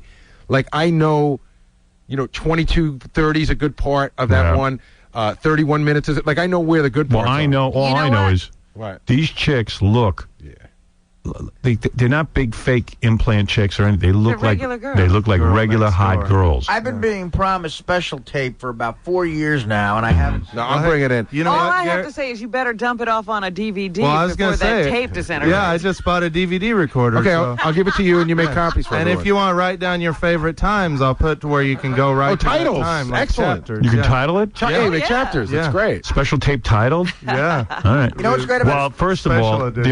the only negative about special tape is a dude sent it to us in our audience, and the first 10 minutes when the chicks are like meeting each other and there's all kind of weird stuff going on, this cat talks over the whole thing. He ruins special tape. Well, can I first 10 minutes, right? Well, I can tell you for And me. you got to fast forward through all that. You got to fast forward through, but I like to listen to about 10 seconds of that guy talking because it makes it more real, that these are just real girls, that this isn't some Yeah, but porno you can tape. tell it's not even his tape. He's talking over like he made the tape. Oh, you think so? Oh, yeah, that's what. Yeah, he's narrating. Oh, you don't think he's holding the He camera? goes, "Oh, Howard, wait till you see these chicks." Yeah, he's saying Howard. I thought he was talking to the girls. No, So he's Because at one point, doesn't he tell the girls to say hello to you? no, he doesn't. Oh. The girls say hello, but it ain't. You know what? He goes, "Hey, girls, say hello to Howard." They say hello. I'm like right. an idiot thinking he's taping it. Yeah, no. So in some creepy way, he was kind of getting pleasure narrating it, thinking that you guys were going to. Yeah, and it's real. Like I don't need his play-by-play. I'll get my own pleasure. But that's the only thing wrong with special tape. Yeah, Ralph. Oh my God, that is so disgustingly creepy. Thinking about Richard in that music stand. Yeah. Well, it could be worse. He could have a girl in a pit and like taking her skin and wearing it. Yeah. Wait a second. It's legal. Howard, can you imagine having that music stand? I mean, it's bad enough when you're, doing that with yourself, and then you have to turn off the TV and the vid. Can you imagine like having to deal with a music stand too? I got to break down the music stand afterwards and everything. Do you? Why? Because you don't want the music stand standing there? Yeah, it gets in the Depressing. way. Plus, if people see it, they kind of know there's no drum set in my apartment, so they know there's no music going on You should in just there. keep a trumpet lying around. Yeah, just so you have a place for your music stand. Yeah. So it makes sense. Yes, that doesn't look creepy. When do you Isn't get that a lot of work though? when do you get all naked? worth Do you get naked before you set up the music stand or after? Actually, yeah, before, and then I do all the setup while I'm naked. Wow. Yeah, because sometimes I remember my worst days when I was naked, just doing mundane things. I'd get aroused. Just walking around, just like doing everyday tasks, got me excited. See, I can't be naked while I'm doing mundane things. I got to have something on. Yeah. Well, sometimes I'll be naked and I'll brush up against something. It's kind of like a little thrill. treat, I guess. Yeah, like a kidnapped victim. Yeah, that girl that I bound and gagged. So where do you hide your music Richard, man, you stand? should keep your clothes on at all times. Where do you hide your music stand? It's in my closet. Yeah. Yeah. With my sexuality. So when does the drinking start? Yeah, I'll usually have a beer or two before I start, but I don't want to, like by the end of the night, sometimes I'm a little too tipsy and I'll pass out while I'm doing that. Naked? Do you pass out naked? Oh, my God. Sometimes I You try to watch- get the music stand drunk. What do you do in between? Like, let's say you finish your first session, and now you're done, and now you got to kill time to your second session. Actually, once I'm done with that and get it out of the way, I get tons of work done. I can concentrate. But then all of a sudden, the fever builds again. Yeah, after a couple hours, the fever will build again. And So do you put your clothes on? Yeah, I won't be naked for a couple hours. No, yeah, in fact, you put your clothes on real fast, right? Yeah, me too. Yeah, that's embarrassing. Yeah. I'll put on sweats or something easy, So you can jump right back in. So you can get right back into it. Because you know it's good. And aren't you disgusted with the porno after you finish? Like, you're like, oh. Yeah, like if the movie's still playing, I turn it off real quick. No one wants to see that. Yeah. Right. Yeah, me too. I used to get angry at the porno. You're like, what am I doing? I blame the porno. And I always, while I was in the middle of it, I always make a vow. I go, you know what? I am going to continue watching this porno even after I finish. That's that's why You make this promise to yourself. Right. It's going to be hot. I'm going to keep watching Yeah, it. I'm just going to keep watching it because it's really good. I should see the rest. Well, yeah, let me tell you something. And then you're done, and the first thing you do is turn off the goddamn porno. Well, I'll tell you, we're angry at it. What they've invented now is amazing, Howard, because in the old days it was, the videotape and you had to fast forward and fast forward. Now, not only is DVD chaptered, but some of the porn companies, when you go to the menu, right, it tells you whatever the specialty is. Do you want to watch the end of the scene? See, or do you want to watch... I like watching videotape more than DVD. Really? You're still a videotape guy? Yeah. I've never seen a good DVD porn. Yeah, especially those ones that are like they say you can be interactive. No, not that. Too much work. I was going to say I love those, the virtual ones where you can make them do anything that you want. Like you say, I can chop off their heads. You're hardcore. Yeah. What do they tell you can do with the girl? It's ridiculous because you can get different angles. Or Really? You know, the first pornos, I almost wanted to see how it ended. It was Really? actually done well. It was like there was a mob guy, and there was a friend of his who put a hit on him, and by the end, I was Sopranos like... one? Never made it to the end. Sopranos one, yeah. Tabitha Stevens isn't in that. She's in Sopranos 1? With a good plot? It's like one of those things where, like, at the end, you're going, is the mob guy going to get killed? Is it? Really? Really had some suspense. I'm going like this friend portray. You want to know what? I don't watch the end. The only porno I ever felt that way with is Masseuse by Jenna Jameson. Really? It's that good, but I've never actually watched Was it. that the one we were watching? Yes. Yeah, he caught me watching it, that son of a bitch. You and Ralph were watching the masseuse together. Well, here's what happened. Whoa. But that's kind of that's an artsy enough movie where maybe... Yeah, what happened was Jenna looked amazing in it. Jenna Jameson looked amazing, and it was these really erotic situations. And I'm sitting there on my computer checking it out because someone said, hey, you can get it on your computer. I had a secret password, the whole thing, so I'm watching this thing. And this idiot is over my place and being annoying. He could be in and out of there in 20 minutes, but he's hanging around. He goes, what are you doing? I go, all right, look. You said, come here, look at this. Come here, look at. And meanwhile, I've got a small laptop. Meanwhile, the guy's like almost on top of me. And we're watching porno together. I go, you know, this is kind of creepy. Get out of here. You know what, man? Yeah, it got uncomfortable at some point. I'm watching, like, and nothing's happening, and then something starts happening. I'm like, okay. Yeah, I was gonna I gotta get out of I here. gotta get out of here. If you're just watching them acting and not doing anything crazy, maybe it'd be okay. But when they start getting into it, then we get Hey, Ralph, by the way, I can't go out with you guys Saturday night. How about Friday? I got plans. Plus, you know, man, I got a girlfriend. I know, but And it's the only He's night. trying to have a guy's I night. figure I'd take a shot. Well, Hunter's in town. And that's always crazy when he comes to Oh, town. yeah. Oh, dude, Party Central. Yeah, him, It's insane. Hunter, and I figured we get Ross and we go out, but, you know, that's... Yeah, I think all those guys are in L.A. this weekend, too, for the Grammy Awards. Not Ross. He's not in the record business anymore. Ross was bumming out the other day. He was telling me how, like, you know, usually on Fridays he used to go out to the Hamptons at, like, you know, Thursday night he'd go. Yeah. Or Friday he'd leave at 9 o'clock or 10 o'clock in the morning. Yeah. It's like, I can't do that anymore. Yeah, he's got a real job. Yeah, he's going to have to work for a while at least. I don't know, but Beth said she called over there the other day, and he was still home at 9 o'clock in the morning. I went, what's this? Better get his ass into work. Yeah, get over to Sirius, man. I got stock in that company. There you go. He better get to work. He's got one of those 5-day-a-week jobs. Yeah, he didn't know when he signed up, probably. He was really bummed out. Ralph bought stock. Now he thinks it's that easy, because the stock went up a couple of bucks after he bought it, and then he goes, oh, this is easy. Now he's buying all kinds of stock. Dude, it's easy. All you got to do is, like, watch a stock and see how it moves and jump in. I tell you, it ain't that easy, bro. And you don't jump in when it's going up, and you don't jump in when it's going down. You jump in when it levels off. How do you know when it's leveling off? Well, like, the stock was jumping around, like, a few weeks ago, and it went down to, like, it was up at, like, 9, and then it went down to, like, 6-something, and I set my mark, and it was around, like, 6 and change, and I bought some more, and it hasn't gone below that. Oh, actually, it was 5-something when I bought it. I'm sorry. See, this is tough. This is tough to hear because Ralph has owed me $100 for a year and a half. But he's trying to earn it. Right. Trying to earn it, man. Whenever the stock goes up, give me that $100. He's invested your money. Don't worry. It's gaining interest. That's a good stock to buy, man.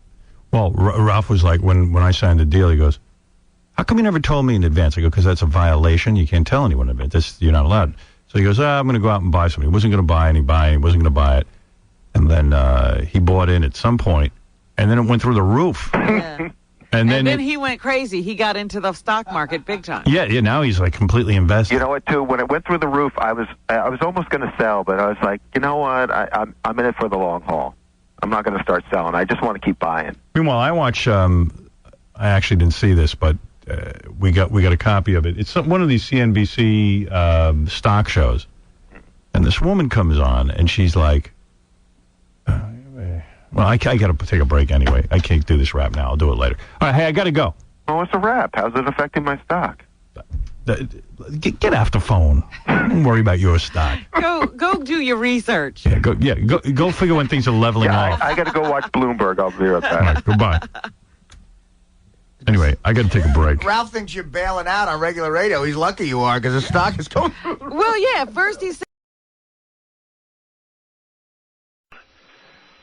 Having a little fun out in the yard with the puppy, the coonhound puppy. Found a dead squirrel out there, and I was playing with him, putting it up in a tree and trying to get him tree and messing with him, and he knew what it was. He grabbed it and stuff. So we'll talk to you later. Bye. It's a whole different life than we're living. He's going to be a good hunting dog. That news warranted a phone call. Just wanted to let you know. He knew what a dead squirrel was. They're going to be freaked out with all the cameras. Yeah, maybe Take a this break. is a bad day. Yeah, this is a bad day to bring them in. All right, we're going to take a break. We'll be back right after these words. You're listening to The Howard Stern Show.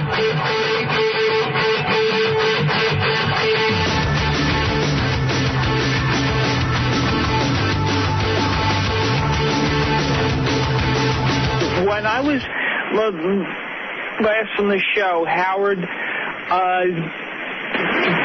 gave me some voicemail from last night. 500 the dollars were a contest.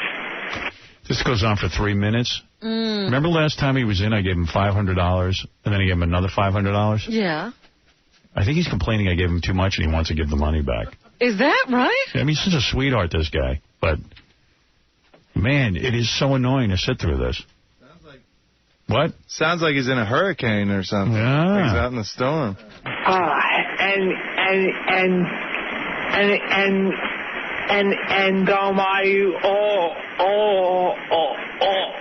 already got that check.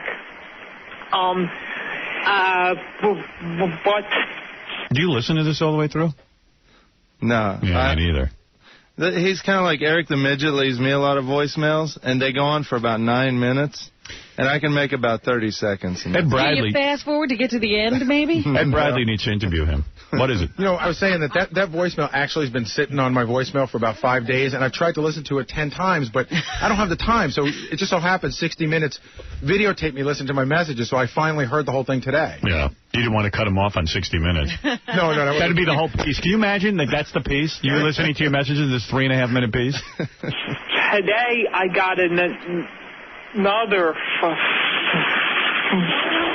$500 check, and I don't want to cheat you guys out of. It just goes on and on. Oh, he thinks it's a mistake. Yes, it's not a mistake, John. We paid you to come, and then we gave you $500 while you're here, so keep both checks. Keep the checks. We love you. Yeah, we love you, and we love Cleft Palate. We love both of you.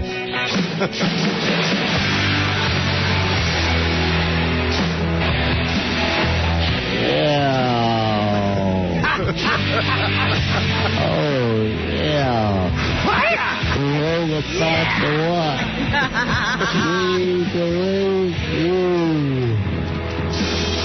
Roll back to what? He's getting a little cocky now, isn't he? Singing us all kinds of songs. All right, here's a big day on the show. All of us have heard the phone messages from Richard Christie's parents. So when did they get into town? Yesterday afternoon, about 2 o'clock. Yeah. Did you pick them up? No, they had a car service and everything. They're living the good life. Big city. Richard's parents are like real heartland America. They're from Kansas, and they like live on a farm, and they shoot raccoon and eat it, and shoot squirrels and eat it, and trap turtles and chop off turtle heads and eat them. Right, yeah, they actually kill their own food. Yeah, bring them on in. You excited to have them here? Yeah. Are they in your apartment? There they are, the Christies. All right. Look at that. Don't get freaked out by the cameras. It's just 60 minutes. Richard's dad is interesting. What do you mean he's interesting? He's a big guy. He's like a John Wayne type. Yeah, Richard Christie's dad is tall. He's a little tall, shocked. yeah. Hi, guys. Hello. How's the big city treating you? Pretty good. What do you think of New York? my. It's big. Yeah. Is this the first time you've ever been to a big city? Well, except Kansas City. But this is bigger than Kansas City. Yeah. Yeah. lot bigger than Kansas City. Yeah. Let me understand something. Because where did you grow up, Mr. Christie? Redfield. It's used to be about 100 people. Now it's about 50. So after that, after you got out of high school, you joined the Army. I didn't join. They drafted you. Yeah. And you went off to Vietnam. Yeah. Where you got the Purple Heart. Yeah. But you don't like to talk about that. No. How come? We did something brave. Why not brag a little bit? Well, there's a lot of people did stuff brave. No one in this room. What did you do? No one here We would did like that. to know how to honor you. No, I just... You saved the dude's life, didn't you? No. Richard, didn't you save a dude's life? No. Did you kill a lot of people? Didn't you help somebody, right? Huh? You helped somebody that got shot, right? Yeah, I'm a friend. Yeah. The Purple Heart is for getting wounded. Yeah. So you got wounded how? Yeah. I ain't gonna talk about that. Oh, geez. Wow. But it was How many Kong you figure you got? Seriously. I don't know. You don't even know? Spent a lot of shells. Damn right. You were trying to get them anyway. You ever see those dudes over there who have like ear necklaces and stuff? That kind of fascinates me. Yeah. Yeah? Yeah. Did you know some of those guys? Yeah, they come, a lot of them later. I went over there in 66 and 67. It got a lot different. Yeah. In 70 and later on like that. They said that drugs over there were really good. Did you partake of any of that? No.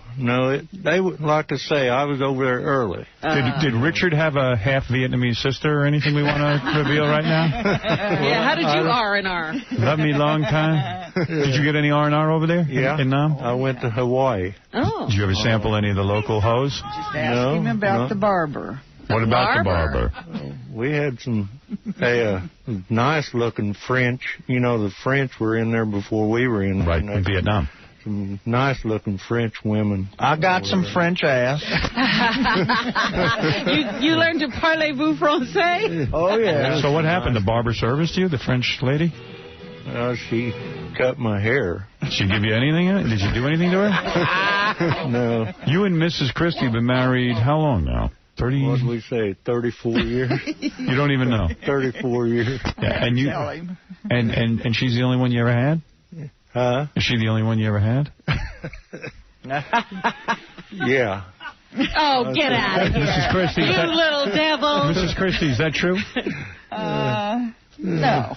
Yeah, you want a man with a little experience. Was he your first, Mrs. Christie? Oh, no. No. Richard, You had a lot of Did experience? you know your mom had I've experience? never heard any of this. I never talked to him about But you this. said, oh, no, like you had a lot of experience. No. How many guys did you have before Mr. Christie? I I'm mean, not go into that. oh, come on. It's important to know. I was the Paris Hilton of my day. So, growing up on a small town, farm and everything, a lot of young men practice their sexuality with an animal, farm animal first. I never did practice that. Yeah. I was good at it first time I did it. I don't need no practice. I don't need no practice. Did you see, was that commonplace where you grew up that you would hear of animals and man mating? I've never tried in there. There was a guy that we knew that was with a sheep at the county fair one time. Right at the county He got really fair. drunk, This is yeah. prom date. His name was Billy, and we could call him Billy. But a lot of men grow up around these animals, not like how here in the city we don't see animals, you know, you see a dog here and there, but you know, I'm saying that man and nature are one over there where you guys are, right? Yeah, pretty much. And man and nature get confused sometimes. You know what I'm saying? So you grew up, you went to Vietnam, and you come back, and you don't even say, hey, I'm going to go see a big city, I'm going to change my life. Yeah, you'd have been far away from home. You'd think you want to see the rest of the world. You decided to kind of drop out and become like a, what do you call yourself, a survivalist? No. Just a backwoodsman? Yeah, just an outdoorsman. See, like you could go, how far is the nearest supermarket from you guys? Oh, it's 15 miles. 15 miles, which is maybe 10-minute drive, right? Yeah, it's not too far. Not far. But you guys choose to live off the land. Well, Might as well. Yeah, it's cheaper that way. Isn't it a lot? I mean, isn't it hard to, let's say, as you say, you make a tie line, you drop it in the water, a turtle is captured. Yeah. You take the turtle, as you described, you have to take a pair of pliers, pull its head out, and chop its head off. Yeah. Then break the shell and eat the turtle meat. That could take all day. I mean, why not just go down to the store and get a can of tuna? You know well, they what I'm don't saying? sell turtle at the store, though. But is turtle that good? Mrs. Christie, how do you prepare turtle? You just fry it like you would chicken. Really? You fry it like chicken? Fried turtle. You've had fried turtle? Oh, yeah. I think so. Yeah, we've had it, right? Oh, yeah. Now, it must be hard to eat a turtle after you've made love to it, too. Oh, stop. But really, what does a turtle taste like? Like chicken. Yeah. Yeah? Like chicken. Pretty close. When did you... It's got several different varieties of meat to it. I mean, there's dark meat and... What, different parts of the turtle? Or? Different parts of the turtle. Yeah, get closer to that microphone. It's hard to hear you. Yeah. Right, sorry. That's okay. But, like, for Thanksgiving, you guys do a traditional turkey. Oh, yeah. Oh, yeah. Why not do a traditional turtle? When did you realize that you could shoot squirrels and eat them? I mean, to me, that's a rat. I would never eat a squirrel. I grew up doing it. Really? Yeah. We'll mate a turtle and a turkey and we'll have a turtle. And you have to be a pretty good shot to not mess up the squirrel. Yeah. You must be an incredible marksman. Do you hit the squirrel in the head and then just eat the body? Yeah. Wow. Yeah. That is phenomenal, man. We don't know from that, man. We're here in the city, man. I couldn't survive a day in the woods. I don't know how to order at an outdoor like a do you understand what I'm saying? Like, if I would have to depend on a man like you to take care of me. I'd almost become your bitch because I can't do a thing in the woods. I can't hit anything. What I'm thinking? Here in the city, you would have him. He would be yours. Right. But he could take you right to the woods, and you would have to do whatever he said. Could you survive in the woods for a year just with your bare hands? Probably, yeah. Really? What would you eat? Would you just eat berries and stuff? Berries and stuff, fish. If you could get fish. By the creek or something. Could you catch a fish with your bare hands? Probably could. Wow. I've noodled before. What's noodling? Go in underwater in a hole or something. Take fish out. Wow. That's scary because it's like a hole where catfish nest in, and you just reach in this dark hole and grab a catfish. But there could be snakes or anything in there. Did you ever think, growing up, Richard, how the hell am I going to get out of here? Probably. Yeah, well, I was always fascinated by the city and stuff like that because growing up, we didn't have anything like that. Do you miss your boy out on the farm? I know you call him all the time. Yeah. We used to go fishing and everything. Is he your only child? No, you have a daughter. No, we have a daughter. Yeah, but Richard used to be the guy you go fishing with. He's a fun guy. I mean, it sucks, right? He left. Yeah, we used to fish and hunt and stuff. Yeah. Did both the kids leave? Yeah. Yeah. She only lives about an hour away, though. Yeah, she now moved back. She does. She moved back from Florida. Talk to me about raccoons. You say the raccoons out by you are not rabid. They don't have rabies. We've never heard of one. We've never had any. Oh, you're not testing. Right. No, we're not. How often during the week do you prepare raccoon to eat? Like, what is the typical diet? We don't do as much we used to. We used to do it. Now, raccoon season starts in November. Right. And we have raccoon, let's say, Parmesan. Would you put cheese on it and with a red sauce? Well, you barbecue it. Actually, yeah. It's a lot of barbecue. You slather a lot of barbecue sauce on the raccoon? Yeah. It's unbelievable. Yeah, it's good. Can you make a hot dog? Try it. Can you make a hot dog out of it? Oh, you probably could. You make sandwiches out of the meat and stuff. Yeah. Raccoon sandwich? Yeah. I'll try that, Robin. I am always freaked out by how incredible it is that you can even sell the raccoons to the black people. Oh, yeah. They love them. They love raccoons. Well, he's trying to get business with Rob. He's like, you ought to try one, Rob. There you go. And you described to me in the past that you have to keep the paws on the raccoon when you sell them because a lot of people will take cats. Explain. They've had people sell cats to them before they got wise, Cat, and you can tell the difference. Anybody go out and kill a cat, and they'd sell them to them Skin them and sell the cats to them. How'd they find out that they were cats, though? Well, I don't know. Cat meat? Is cat meat as good as a raccoon? I don't know. Have you ever eaten a cat? No. Why not? What's the difference between a squirrel and a cat? I don't know.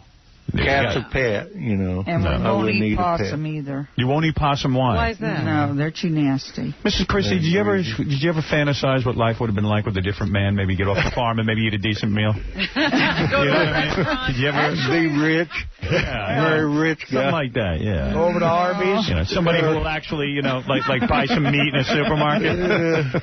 Well, actually, it's kind of nice, though. You have the free meat. You can spend it on something else. You must work hard, though. I mean, you got to clean and cook, and you got to... Well, he does the cleaning, and I do most of the cooking. Yeah. But he does some of the cooking. But you have to go... I mean, the thing that, shooting the animal's one thing. But then... gutting it and skinning it and cleaning it. Yeah. Well, it gets dangerous cleaning some of these too. Like you used to get stabbed by a catfish a lot, right? Oh yeah. Hey, Bob Levy, you're on the air with the Christies. This is called Meet the Christies. Richard's parents, who we love so much when we hear their messages. Yes, I was just wondering if the Christies have met Richard's boyfriend Sal yet. No. Yeah. Sal is acting real. These two guys, they sleep together. Do you know this? Travel together every weekend, and they wind up in the same bed. They go to a hotel. Sal and Richard. He turned queer. We're not really queer. He's married, but we do have to sleep in the same bed.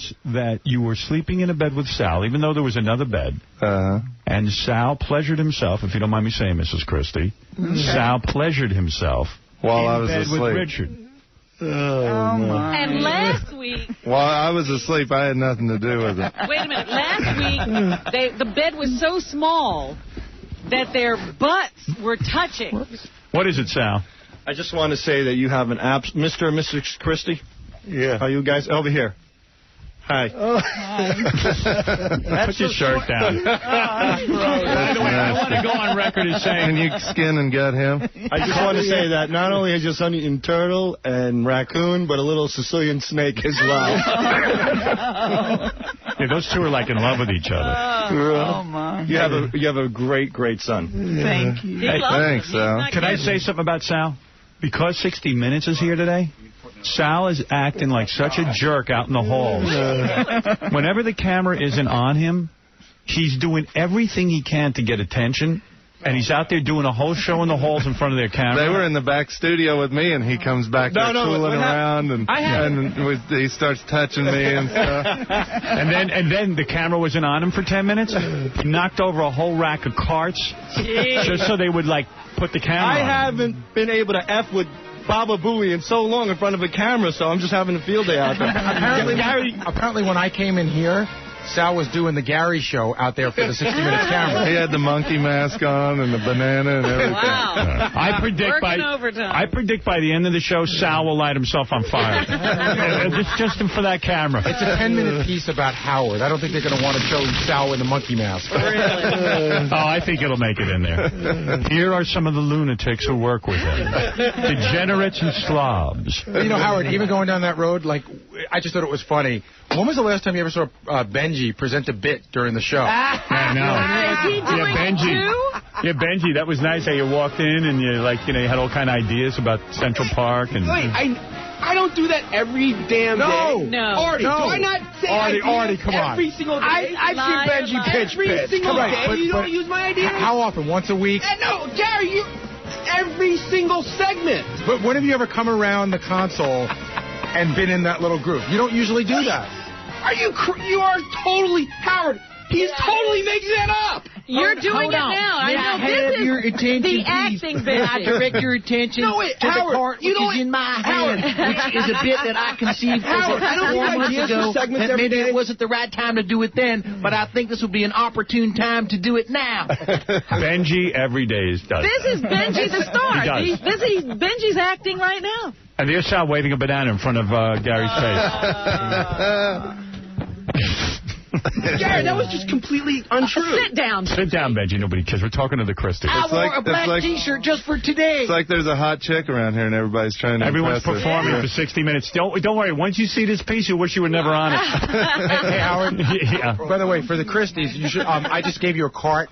You know, when Richard drinks, also he leaves voicemails for people. And this is one he left for Will. It was a very gay voicemail. Oh, that's right. I forgot about Here's that. your boy in the big city out on a night, night on drinking.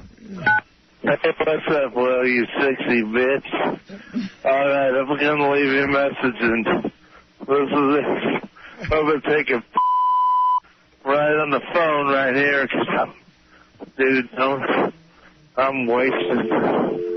You little sexy bastard, you. You want to hear me get all worked up? You love it, you little bitch. All right, here we go. I'm taking a right now. I just on my shirt. All right, listen to this little bitch. Did you hear that?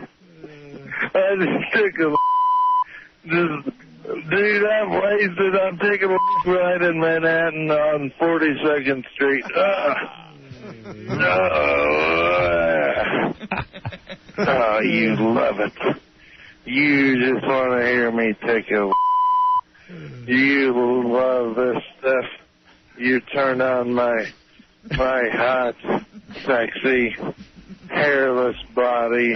You just wish you could have a lick of this peach-colored hair, Kansan hair. I just took off my phone and you just heard it. I hope it turned your ass on. You love it! You love it! Love it! Who was he talking to? A boy named Will. A boy named Will. What do you make of that? I mean, first of all, this is your son. I see your mom staring at you. She can't even believe it. She's disgusted. That's why I'm glad they don't get the radio show in Kansas. Mr. Christie, do you think he might be homosexual? No. No chance? No. Why would he say to another man, you want to lick me and you must be turned on? What do you make of that? I mean, You got to be drunk. Maybe the big city changed him, you reckon? Yeah. Turn him gay. He's hanging out with sweaty Italians. I was surprised. How do you find New York City, by the way? Do you find it overwhelming? Are you like Crocodile Dundee, trapped here in the Manhattan and not knowing how to survive? Carrying a big knife. Yeah, I don't have the big knife. Are you scared by it? Are you a little threatened by it, or is it okay, manageable? Oh, it's okay. I think the pigeons are scared of me. Right. You would eat them, wouldn't you? Yeah. We used to eat pigeons. You do eat pigeon? Yeah. Sure, a lot of people eat that. Yeah. And when you walk through Manhattan and you see your son here now working at a big radio station, are you proud? Oh, yeah. Yeah. Well, don't be. I'll show you what he does. Yeah, did you watch the E! Show? We used to watch E! Show, yeah. Have you killed anything yet since you're here? Have you been able to? Or you have to eat off restaurants in the street and stuff? No. No, you haven't killed anything. I had a hot tried dog. to grab a pigeon. I understand Richard, you tried to grab a pigeon, and you couldn't get him. No. How'd you grab him? Would you snapped his neck and eaten him? I don't know about that. They were too quick for me. Central Park. Tried to catch one. Central Park is loaded with squirrels. Yeah. He did try to catch one. In Times Square, yeah. He fed him, and then he was trying to grab him. There were 1,000 of them coming and surrounded him. You want to make a good kill, you go to the Central Park Zoo. They got these big old polar bears. Oh, right? Yeah. You go over and take one out. Wrestle one of them down. Yeah. You know, it's not as quick as a pigeon's a Puerto Rican. You can eat one of them. Yeah, there's thousands of them. So, Richard, what do you plan to do with your family while they're here? Oh, he took him out to dinner last night. Tell the Christies, tell everyone where Richard took you for dinner last night. What did you eat last night for dinner? Hot dog. Where did you get that hot dog? Off one of them stands that sells hot dogs. New York hot dogs. What was your appetizer?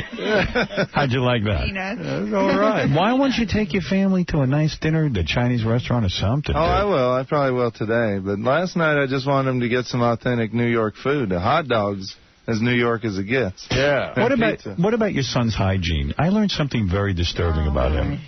Yeah, no, wait a second, Mrs. Christie. Richard told me yesterday that when he was on the road with Sal, they went to do some comedy shows. Sal says Richard doesn't even bring a toothbrush with him. Explain to your parents why you don't bring a toothbrush. Well, I mean, I don't know if you guys remember, but when I was in high school, I never brushed my teeth.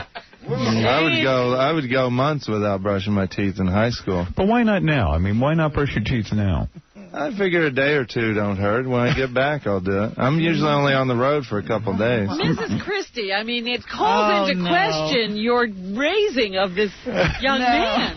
You brush your teeth, right, Mrs. Christie? Oh, yeah. Yeah, and Mr. Christie, you brush your teeth. Yeah. Once in a while, right? Yeah. Do they have toothbrushes in Kansas, or do you have to kill a squirrel and brush with a squirrel's tail? Oh, we got him. You got him, right. Yeah. Explain to me. How do you think he came to not brush his teeth? I have no idea. Richard, don't you want to brush away the taste of Sal's ass? You were telling me your mom lost her teeth. Is that true, Mrs. Christie? You lost your teeth, too? Yeah. How did Mrs. Christie lose her teeth? Didn't you chew like a bunch of gum to quit smoking? Yeah. She got out of line. Gum and genetics, I think. Was it Hubba Bubba that did it? What kind was it? It was a big bucket, though. You got Sam's, right? Yeah. A big bucket of gum? Yeah. You quit smoking, you chewed a bunch of gum, and your teeth fell out. Well, no, I think a lot of it had to do with genetics, too. And also eating a lot of squirrel and raccoon. Well, wait a Easier minute. to brush your teeth this way, just take them out and brush them. Oh, you just take... Well, See, that's what I'm working on, that, yeah. Yeah, Eric, go ahead. You're on the air. We're here with the Christies, Richard's parents. We talk to them on the phone once in a while, but this is fascinating. Yes, Eric. Howard, yeah. This is the next break in television. The reality show. Yes, the Christies. Yeah, I would follow them around with cameras. Does he watch Survivor, Mr. Christie? Because he'd be great on Survivor. Do you ever watch Survivor? Once in a while, yeah. Are they a bunch of pussies? I mean, that's nothing. I think so. Yeah, are you shocked? Could you build a fire just out in the woods without any matches? Well, I could try. Yeah, that's pretty cool. But you'd definitely be able to catch the fish and do all that. Oh, yeah. Yeah. Well, I'd love to see him take you out hunting or fishing. Yeah, he'd probably be hunting Howard. Yeah, right. I'm going to give you 5 minutes to run, boy, and I'm going to track you and eat you. You're real tall and lean. I don't think there's much meat on you. Get your Jew feet running. They got any Jews out there in Kansas? I don't think I think they got rid of them all, yeah. No way. Ever see one running around with their yarmulkes or anything like that? No. What, everybody's out there, what, Protestant or Catholic? Baptist, yeah. Wonder what they do. Wonder what they do to a Jew if he ran through town. Well, when is Jew season? When is Jew season, honestly? January to December. Isn't there some kind of Jew museum there where they could at least look at them? No. Any blacks out there? A few. Well, he sells the raccoon meat to the blacks. Oh, you have to go somewhere where the blacks live, right? You got to go to Kansas City. Right, to the city. How far is it from where you live to sell the blacks your raccoon meat? Well, I've sold them in Fort Scott, about 15 miles. 15 miles. So you go down there. How do you find the blacks to sell them the raccoon meat? I mean, do they have a regular clientele? Well, I used to work on the railroad, and then a lot of them work on the railroad, and where I met them. And is that what do you do? You deliver straight to the house? No, to where they work. I see. And how many raccoons do you bring with you when you go to sell raccoon meat? Oh, 5 or 6. Right. Do you freeze them? Are they frozen? Yeah. Get your frozen raccoons right here. And what's a raccoon go for? $5. So you make a nice $30, or Yeah. And that's all profit. Yeah. And you sell carp and stuff, too, right? Yeah, I used to a lot more. Not doing so much anymore, huh? No, getting older, I guess. You guys remind me a little bit of the Beverly Hillbillies, except you have no money and no oil. That'd be nice. Yeah. Maybe we'll strike oil. They're drilling wells around us now. Are they really? Everywhere but your place, right? Yeah. Funny how that works. Yeah. Well, I got to tell you something. What a joy to meet the Christies. Yeah, this has been great. It's been exceptional. Meet you and I love your boy. He's great. He's part of my family now. You turned him fag. All right. I turned him fag, but he is a good one. Yeah. You raised a good son. Does his drinking bother you, though? I mean, he is drinking a lot. Yeah. No, I used to drink. They knew I drank in high school, but I had a van that I'd sleep in the back of, and as long as I didn't drink and drive, I don't think you know what I'm curious? I always told both my kids, I said, if you're going to be drinking, you either stay where you're at or you call me and I'll come get you. I'd rather do that than find you on the road. Mrs. Christie, you know he's obsessed with porn, right? Does it bother you that he's obsessed with porn? And doesn't have a girl? Yeah. No, come on, tell the truth. Tell the truth. Let's be honest. Mr. Christie, isn't it a little bizarre? Let me tell you what your son does. I really want an honest reaction from you. And this is something that I think is a little disturbing. And I wonder if you have any insight Actually, into this is how he got hired. Sure, yeah. He has a laptop. You've seen his apartment, right? No. Yeah. Oh, you have? Were you staying in a hotel? Yeah. He hasn't taken you to that den of iniquity? Not yet. He's got a little tiny apartment. Yeah. He's got a chair and a little desk and a laptop. And he downloads every conceivable amount of porn you can find. Yeah. He catalogs it. Then he gets himself. He waits till Friday night, gets himself totally naked, pours 2 glasses of wine, one for his computer and one for himself. Oh, my. And then he pleasures himself naked, sitting on the chair, multiple times, like maybe 4 or 5 times. And But it's with girls, at least. It's porn. Not with a computer. and then he passes girls. out. And then he passes out naked. What do you make of that? Antisocial behavior, stuff like that. I mean, what do you think of that? That's hard to say. What do you think about that? Well, as long as he's got the heater on and doesn't freeze during but seriously. time, I guess it's...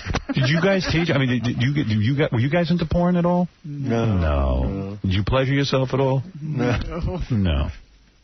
But wouldn't you like Richard to, like, meet a girl and settle down and have grandkids? Have some youngins. Yeah. We don't have any grandkids yet. No. Yeah, I don't think you'll get any from Richard. Yeah, don't be waiting too long. Yeah, I got a sister. She can do that. Yeah, she's working on that now, I hope. Well, welcome to the big city. Oh, Thank you, Howard. It's a pleasure to meet people who know how to live off the land. So many of us drive to the supermarket, and we don't like to hear about killing animals and all that kind of stuff. Meanwhile, that's where it comes from. We pretend we're not even eating animals. That's right. Yeah. And you're a war hero, so I respect you very, very much. Thank you, Howard. You served this country very well, and an honor to have you here, and your son is very delightful, even though he doesn't brush his teeth. You know what? I think his service in Vietnam makes up for him giving the world Richard Christie. That's right. You know what I want to know? When did you guys discover that Richard was a real talented drummer? Like, how did that happen? Oh, he's always drummed, I think, in high school. He liked to drove us crazy. Grade school. They used to sleep through it. It's time to go to sleep. One more song. They bought me my first drum set for like $100 at Junkyard. Hey, Mr. Christie, didn't you shoot yourself in the foot hunting once? No, I didn't shoot myself. My brother-in-law did. No kidding. You shot him, or he shot himself? He shot me. He shot you in the foot? He shot me, yeah. Did you say, what are you doing, you dummy? I didn't say much after he did that. How's your come foot? back from Vietnam and get shot in the foot. Wow. You didn't shoot him? No. They were squirrel hunting, right? Yeah, we were squirrel hunting, and the squirrel went in the nest, and I said, shoot the squirrel. It wasn't very high, so I took a stick and, pushing on the nest, and the squirrel fell out. And I kicked at him. And he shot me in the foot. Wow. And they ate your foot? All right. Wait a minute. Now, there was one more thing. The training of the dogs. You're training a new coon dog, right? Yeah. So the dog doesn't necessarily know that he's supposed to hunt you have to teach him every part of the... You teach him blood. the tree, right? Yeah, it's in his blood, too. He knows a little bit. Right, yeah. so you just have to show him the tree, really. Show him how. So you got the dead squirrel the other day. Yeah, he want to bring it in the house. Yeah, we're trying to train this coon dog to go after some coons. He's got scratches and bites all over his arm. Hell yeah. But he's going to be a good one. I hope. I wish I could slow down a little bit in my personal life. It's nice. And talk more like you guys. On 60 Minutes, when they interview me, I'm going to talk like this. Now, do you hear, are we sounding extremely fast to you? You sound like a bunch of hyper Jews. Especially you, Robin. All right, look, Mr. and Mrs. Christie, you are delightful. Thank you and have a great time in the city. How long are you going to be here? Till Friday. Oh, you should stay. Stay longer. Yeah, you should go to the parade in the village for Halloween. Yeah, it's very, very comforting. You believe how many blacks we have? Yeah, we saw some last night. And some other colored people, too. Yeah, we got a whole lot of blacks got here. all sorts of colors. What color is that? Think of the amount of coon meat you could sell in this big city. Exactly none. Tell you what, you get enough coons, send them meat frozen, I'll go down to Harlem and sell them for these people. Those people have never seen a coon. Well, they'll be sending some more deer jerky pretty soon. Yeah. That's why here in New York, raccoons are almost extinct. Yeah, I haven't seen one of them. All right. All right, we're going to take a break. We'll be back right after these.